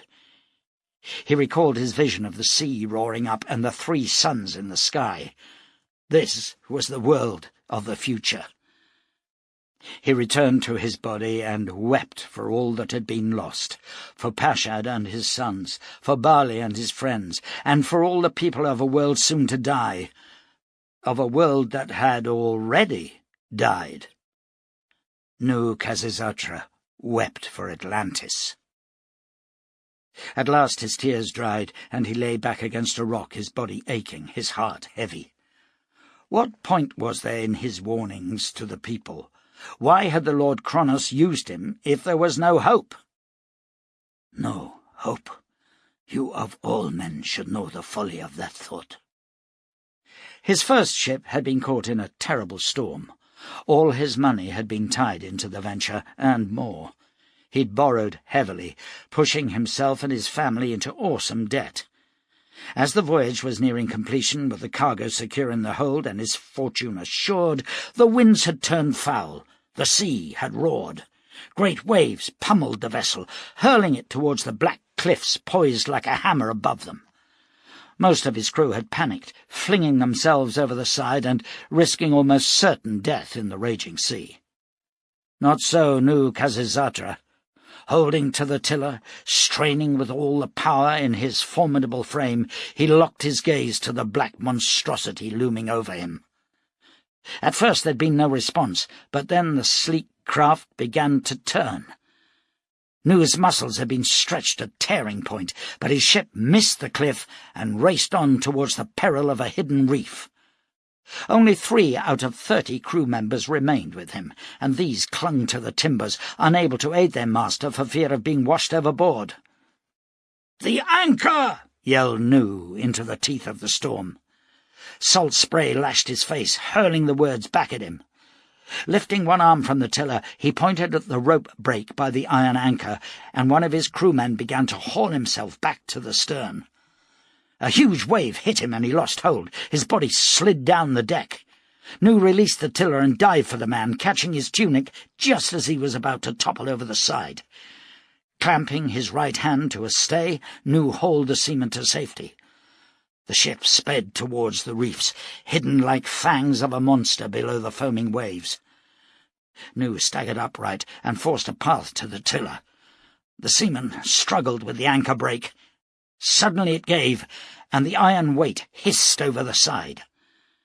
The ship shuddered, and Nu let out a cry of despair, for he believed they had struck the reef. But it was only the anchor biting hard into the coral below them.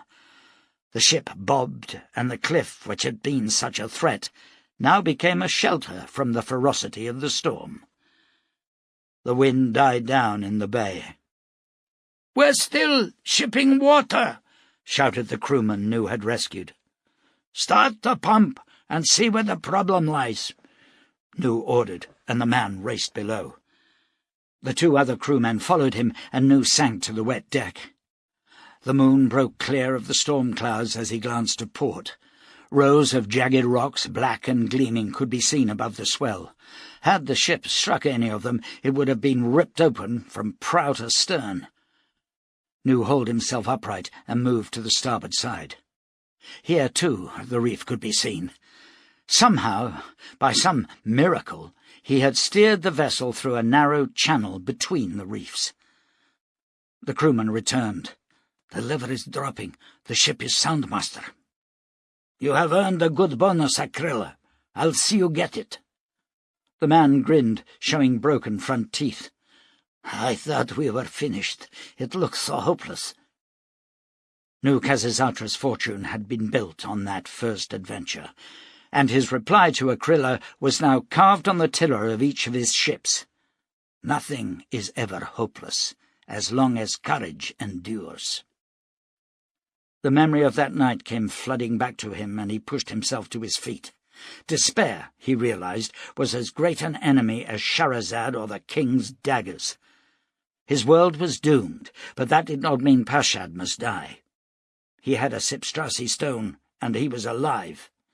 "I will come for you, my love," he said, through the vaults of time or the valleys of the damned." He glanced up at the sky. "Thank you for reminding me, Lord." Beth sat on a hillside under a spreading pine and watched the children playing on the makeshift swingboards and seesaw planks down by the stream. The high meadow was seething with townspeople, farmers and miners, enjoying the bright sunshine and the food at the stalls. Elsewhere there were games of strength or skill, knife and hatchet hurling, rifle shooting, wrestling and boxing. The miners held a jousting tourney, where one man sat upon the shoulders of another, gripping a mock lance with a wooden ball at either end. A similar team would rush at them, and there was much shouting of encouragement as the riders proceeded to hammer their opponents to the ground. The barbecue fires were lit, and the smell of roasting beef, compliments of Edric Scasey, filled the air. Beth leaned her back to the tree and relaxed for the first time in days. Her small hoard of coin was swelling, and soon she would move the family out to the rich southland north of the wall, and there build a farm of her own on land leased from Scasey. It would be a hard life, but she would make it work.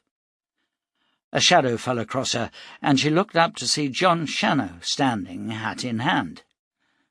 "Good morning, Beth. Your children are far from us and in little danger. May I join you?" "Please do," she said, and he swung round and sat with his back to the tree. She moved out to sit in front of him.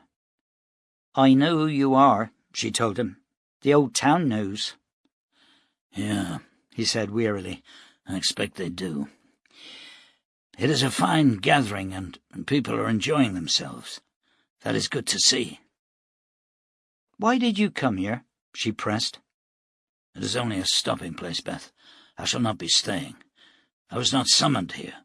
I have not come to deal death to all and sundry." "I did not think for one moment that you had. Is it true that you seek Jerusalem?" "Not, perhaps, with the same fervour as once I had. But yes, I seek the holy city." "Why?" "Why not? There are worse ways for a man to live. When I was a child, I lived with my parents and my brother. Raiders came and slaughtered my family. My brother and I escaped and were taken in by another family, but the raiders hit them too. I was older then, and I killed them. For a long time I was angry, filled with hatred for all brigands. Then I found my God, and I wanted to see him, to ask him many things. I am a direct man, so I looked for him. Does that answer your question?" "It would have, were you younger. How old are you? 40, 50? "I'm 44 years old, and yes, I've been searching since before you were born. Does that make a difference?" "Course it does," she told him. "Young men, like Clem Steiner, see themselves as adventurers. But surely, with maturity, a man would come to see that such a life is wasted." "Wasted? Yes, I suppose it has been. I have no wife, no children, no home. But for all people, Beth McAdam, life is like a river. One man steps into it and finds it is cool and sweet and gentle. Another enters and finds it is shallow and cold and unwelcoming. Still another finds it a rushing torrent that bears him on too many perils. This last man cannot easily change his course." "Just words, Mr. Shannow, and well you know it. A strong man can do anything he pleases, live any life he chooses." "Then perhaps I am not strong," he conceded. "I had a wife once. I put aside my dreams of the holy city, and I rode with her seeking a new life. She had a son, Eric, a shy boy who was frightened of me. And we rode, unknowingly, into the heart of the hell-born war, and I lost her." "Did you look for her, or did she die?" Beth asked. "She was taken by the hellborn. I fought to save her, and, with the help of a fine friend, I did." She married another man. A good man. I am what I am, Beth. I cannot change. The world we live in will not allow me to change. You could marry, start a farm, raise children. And how long before someone recognizes me? How long before the brigands gather? How long before an old enemy hunts me or my children? How long? No, I will find Jerusalem. I think you are a sad man, Jon Shannow. She opened the basket by her side and produced 2 apples, offering one to the Jerusalem man. He took it and smiled. Less sad in your company, lady, for which I thank you. Angry words instantly gathered in her mind, but she saw the expression on his face and swallowed them back. This was no clumsy attempt to bed her, nor the opening shots in a campaign to woo her. It was merely a moment of genuine honesty from a lonely fellow traveller. "Why me?" she whispered. "I sense you do not allow yourself many friends." He shrugged. "I came to know you when I rode in your tracks. You are strong and caring. You do not panic. In some ways we are very alike. When I found the dying brigand, I knew I would be too late to help you. I expected to find you and your children murdered, and my joy was great when I found your courage had saved you." "They murdered Harry," she said. "That is a shame. He asked if he could call on me in Pilgrim's Valley." Beth lay down, resting on her elbows, and told Shannow the story of the brigands. He listened in silence until she had finished. "Some women have that effect on a man," he said. "Harry respected your courage, and hung on to life long enough to send me to help you. For that I think the Almighty will look kindly on him." "You and I have different thoughts on that subject." She looked down the hill and saw Samuel and Mary making their way up towards them. "My children are returning," she said softly. "And I will leave you," he replied. "Will you take part in the pistol contest?" she asked. "It is being held after the parson gives his sermon. There is a prize of 100 bashes." He shrugged. "I do not think so." He bowed, and she watched him walk away. "Damn you, Beth," she whispered. "Don't let him get to you." The parson knelt deep in prayer on the hillside as the crowd gathered. He opened his eyes and looked out over the throng, and a deep warmth flowed within him. He'd walked for 2 months to reach Pilgrim's Valley, crossing desert and plain, mountain and valley. He had preached at farms and settlements, performed marriages, christenings and funerals at isolated homes.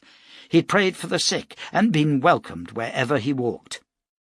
Once he delivered a sermon at a brigand camp, and they'd fed him and given him supplies of food and water to enable him to continue his journey. Now he was here, looking out over 2,000 eager faces. He ran his hand through his thick red hair and stood. He was home. Lifting his borrowed pistols, he cocked them and fired 2 shots in the air. Into the silence that followed, his voice rang out. "Brothers and sisters, welcome to God's holy day. Look at the sun shining in the clear blue heavens. Feel the warmth on your faces. That is but a poor reflection of the love of God when it flows into your hearts and your minds. We spend our days, brethren, grubbing in the dirt for wealth. Yet true wealth is here. Right here. I want each one of you to turn to the person beside you and take their hand in friendship. Do it now. Touch, feel, welcome. For the person beside you is your brother today, or your sister, or your son, or your daughter. Do it now. Do it now in love." A ripple ran through the crowd as people turned, mostly in embarrassment, to grasp and swiftly release the hands of the strangers beside them. "Not good enough, brethren," shouted the parson. "Is this how you would greet a long-lost brother or sister? I will show ye." He strode down amongst them and took an elderly woman in a deep hug, kissing both her cheeks. "God's love upon your mother," he said. He seized a man's arm and swung him to face a young woman. "Embrace her," he ordered, "and say the words with meaning, with belief, with love." Slowly he moved through the crowd, forcing people together. Some of the miners began to follow him, taking women in their arms and kissing them soundly on the cheeks. "That is it, brethren," shouted the parson. "Today is God's day. Today is love." He moved back to the hillside. "Not that much love," he shouted at a miner who had lifted a struggling woman from her feet. The crowd bellowed with laughter, and the tension eased. "Look at us, Lord!" The parson raised his arms and his face to the heavens. "Look down on your people. Today there is no killing, no violence, no greed. Today we are a family in your sight." Then he launched into a powerful sermon about the sins of the many and the joys of the few. He had them then, as his powerful voice rolled over them. He talked of greed and of cruelty, the mindless pursuit of wealth, and the loss of joy it created. "For what does it profit a man if he gain the world and yet lose his soul? What is wealth without love? 300 years ago the Lord brought Armageddon to the world of sin, toppling the earth, destroying Babylon the Great. For in those days evil had spread across the earth like a deadly plague, and the Lord washed away their sins, even as Isaiah had prophesied. The sun rose in the west, the seas tipped from their bowls, and not one stone was left upon another. But what did we learn, brethren? Did we come to love one another? Did we turn to the Almighty? No. We threw our noses into the mud, and we scrabbled for gold and silver. We lusted and we fought. We hated and we slew. And why? Why? He roared. Because we are men, sinful, lustful men.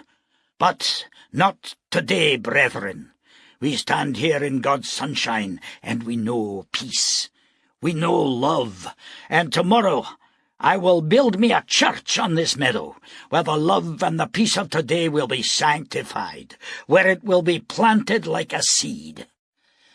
And those of you who wish to see God's love remain in this community will come to me here, bringing wood and hammers and nails and saws, and we will build a church of love. And now let us pray." The crowd knelt, and he blessed them. He allowed the silence to grow for more than a minute, then, "Up, my brethren! The fatted calf is waiting. The fun and the joy are here for all. Up and be happy. Up and laugh." People surged away to the tents and stalls, the children racing down the hill to the swing boards and the mud around the stream. The parson walked down into the throng, accepting a jug of water from a woman selling cakes. He drank deeply. "That was well spoken," said a voice, and the parson turned to see a tall man with silver-streaked shoulder-length hair and a greying beard. The man was wearing a flat-brimmed hat and a black coat, and 2 pistols hung from scabbards at his hips. "Thank you, brother. Did you feel moved to repent?" "You made me think deeply. That, I hope, is a beginning." "Indeed it is. Do you have a farm here?" "No, I am a travelling man. Good luck with your church." He moved away into the crowd. "That was the Jerusalem man," said the woman selling cakes. "He killed a man yesterday. They say he's come to destroy the wicked." "Vengeance is mine, saith the Lord. But let us not talk of violence and death, sister. Cut me a slice of your cake." Chapter 14. Shannow watched the pistol-shooting contest with interest. The competitors, 22 of them, lined up facing open ground and loosed shots at targets 30 paces away. Gradually the field was whittled down to 3 men, one of them Clem Steiner. Each was obliged to fire at plates which were hurled in the air by children standing to the right of the range. Steiner won the competition and collected his prize of 100 barters from Edric Scasey. As the crowd was beginning to disperse, Scasey's voice rang out. "We have with us today a legendary figure, possibly one of the greatest pistol shots on the continent. Ladies and gentlemen, Jon Shannow, the Jerusalem Man." A ripple of applause ran through the spectators, and Shannow stood silently, crushing the anger welling up in him. "Come forward, Mynheer Shannow," called Scasey, and Shannow stepped up to the line. "The winner of our competition, Clement Steiner, feels that his prize cannot be truly won unless he defeats the finest competitors. Therefore, he has returned his prize until he has matched skills with the Jerusalem Man." The crowd roared approval. "Do you accept the challenge, Jon Shannow?" Shannow nodded and removed his coat and hat, laying them on the wooden rail that bordered the range. He drew his guns and checked his loads. Steiner stepped alongside him. "Now they'll see some real shooting," said the young man, grinning. He drew his pistol. "Would you like to go first?" he asked. Shannow shook his head. "Okay. Throw, boy," called Steiner, and a large clay plate sailed into the air. The crack of the pistol shot was followed by the shattering of the plate at the apex of its flight. Shannow then cocked his pistol and nodded to the boy. Another plate flew up and disintegrated as Shannow fired. Plate after plate was blown to pieces, until finally the Jerusalem Man called a halt. "This could go on all day, boy," he said. "Try it too." Steiner's eyes narrowed. Another boy was sent to join the first, and 2 plates were hurled high. Steiner hit the first, but the second fell to the ground, shattering on impact. Shannow took his place, and both plates were exploded. "4," he called, and the crowd stood stock still as 2 more boys joined the throwers.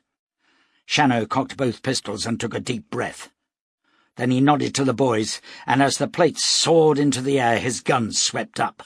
The shots rolled out like thunder, smashing 3 of the spinning plates before they'd reached the top of their flight.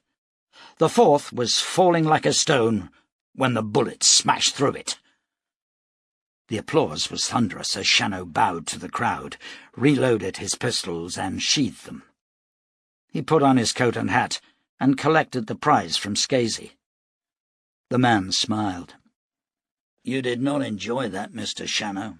I'm sorry, but the people will not forget it." "The coin will come in useful," said Shannow. He turned to Steiner. "I think it would be right for us to share this prize," he suggested, "for you had to work much harder for it." "Keep it," snapped Steiner. "You won it, but it doesn't make you the better man. We've still to decide that." "There is nothing to decide, Mynheer Steiner. I can hit more plates, but you can draw and shoot accurately with far greater speed." "You know what I mean, Shannow. I'm talking about man to man." "Do not even think about it," advised the Jerusalem Man. It was almost midnight before Broom allowed Beth to leave the Jolly Pilgrim. The morning's entertainment had spilled over into the evening, and Broom wanted to stay open to cater for the late-night revellers. Beth was not concerned about the children, for Mary would have taken Samuel back to the wagon and prepared him some supper, but she was sorry to have missed an evening with them. They were growing so fast. She moved along the darkened sidewalk and down the 3 short steps to the street. A man stepped out in front of her from the shadows at the side of the building. 2 others joined him.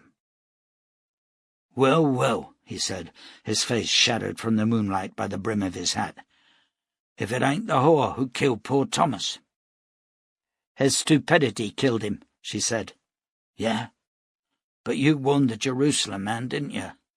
You went running to him. Are you his whore, bitch?" Beth's fist cracked against his chin and he staggered. She followed in, crashing a second blow with her left that spun him from his feet. As he tried to rise, she lashed out with her foot, catching him under the chin. "Any other questions?" she asked. She walked on, but a man leapt at her, grabbing her arms. She struggled to turn and kick out, but another man grabbed her legs and she was hoisted from her feet. They carried her towards the alley. "We'll see what makes you so special," grunted one of her attackers. "I don't think so," said a man's voice, and the attackers dropped Beth to the ground. She scrambled to her feet and looked up to see the parson was standing in the street. "You keep your puking nose out of this," said one of the men, while the other drew a pistol. "I do not like to see any among the brethren behaving in such a manner towards a lady," said the parson, "and I do not like guns pointed at me. It is not polite. Go on about your business." "You think I won't kill you?" the gunman asked, "just because you wear a black dress and spat on about God? You're nothing, man, nothing." "What I am is a man, and men do not behave as you do. Only the basest animals act in such a manner. You are filth, vermin. You do not belong in the company of civilized people." "That's it," shouted the man, his pistol coming up and his thumb on the hammer. The parson's hand swept out from behind his cassock and his gun roared. The man was hurled backwards by the force of the shell as it hit his chest. Then a second bullet smashed through his skull. "Jesus Christ!" whispered the survivor. "A little late for prayers," the parson told him. "Step forward and let me see your face." The man stumbled towards him, and the parson lifted his hand and removed the man's hat, allowing the moonlight to illuminate his features. "Tomorrow morning you will report to the meadow where you will help me build my church. Is that not so, brother?" The gun pushed up under the man's chin. "Whatever you say, parson." "Good. Now, see to the body. It is not fitting that it should lie there to be seen by children in the morning." The parson moved to Beth. "How are you feeling, sister?" "I've had better days," Beth told him. "I shall walk you to your home." "That will not be necessary." "Indeed, no. But it will be a pleasure." He took her arm, and they walked off in the direction of Tent Town. "I thought your God looked unkindly on killing," said Beth. "Indeed he does, sister, but the distinction he makes concerns murder. The Bible is full of killing and slaughter, and the Lord understands that among sinful men there will always be violence. There is an apt section in Ecclesiastes. There is a time for everything, and a season for every activity, a time to be born and a time to die, a time to plant and a time to uproot, a time to kill and a time to heal. There is more, and it is very beautiful." "You speak well, parson, but I'm glad you also shoot well." "I've had a lot of practice, sister." "Call me Beth. I never had no brothers. Do you have a name?" "Parson is fine, and I like the sound of Beth. It is a good name. Are you married?" "I was. Sean died on the journey, but my children are with me. I expect they're sleeping now, or they damn well better be." They made their way through the tents and wagons until they reached the macadam campsite. The fire was low, and the children asleep in their blankets beside the wheels. The oxen had been led to a second meadow, where they grazed with other cattle. Beth stoked up the fire. "Will you join me for tea, parson? I always drink a cup before sleeping." "Thank you," he answered, sitting cross-legged by the fire. She boiled some water, added herbs and sugar, and poured the mixture into 2 pottery mugs. "You come far?" she asked as they drank. "Very far. I heard God calling me, and I answered. But what of you? Where are you bound?" "I'll be staying in the valley. I'm going to lease some land from Mynheer Scasey, start a farm. I have some seed corn and other such." Hard work for a woman alone.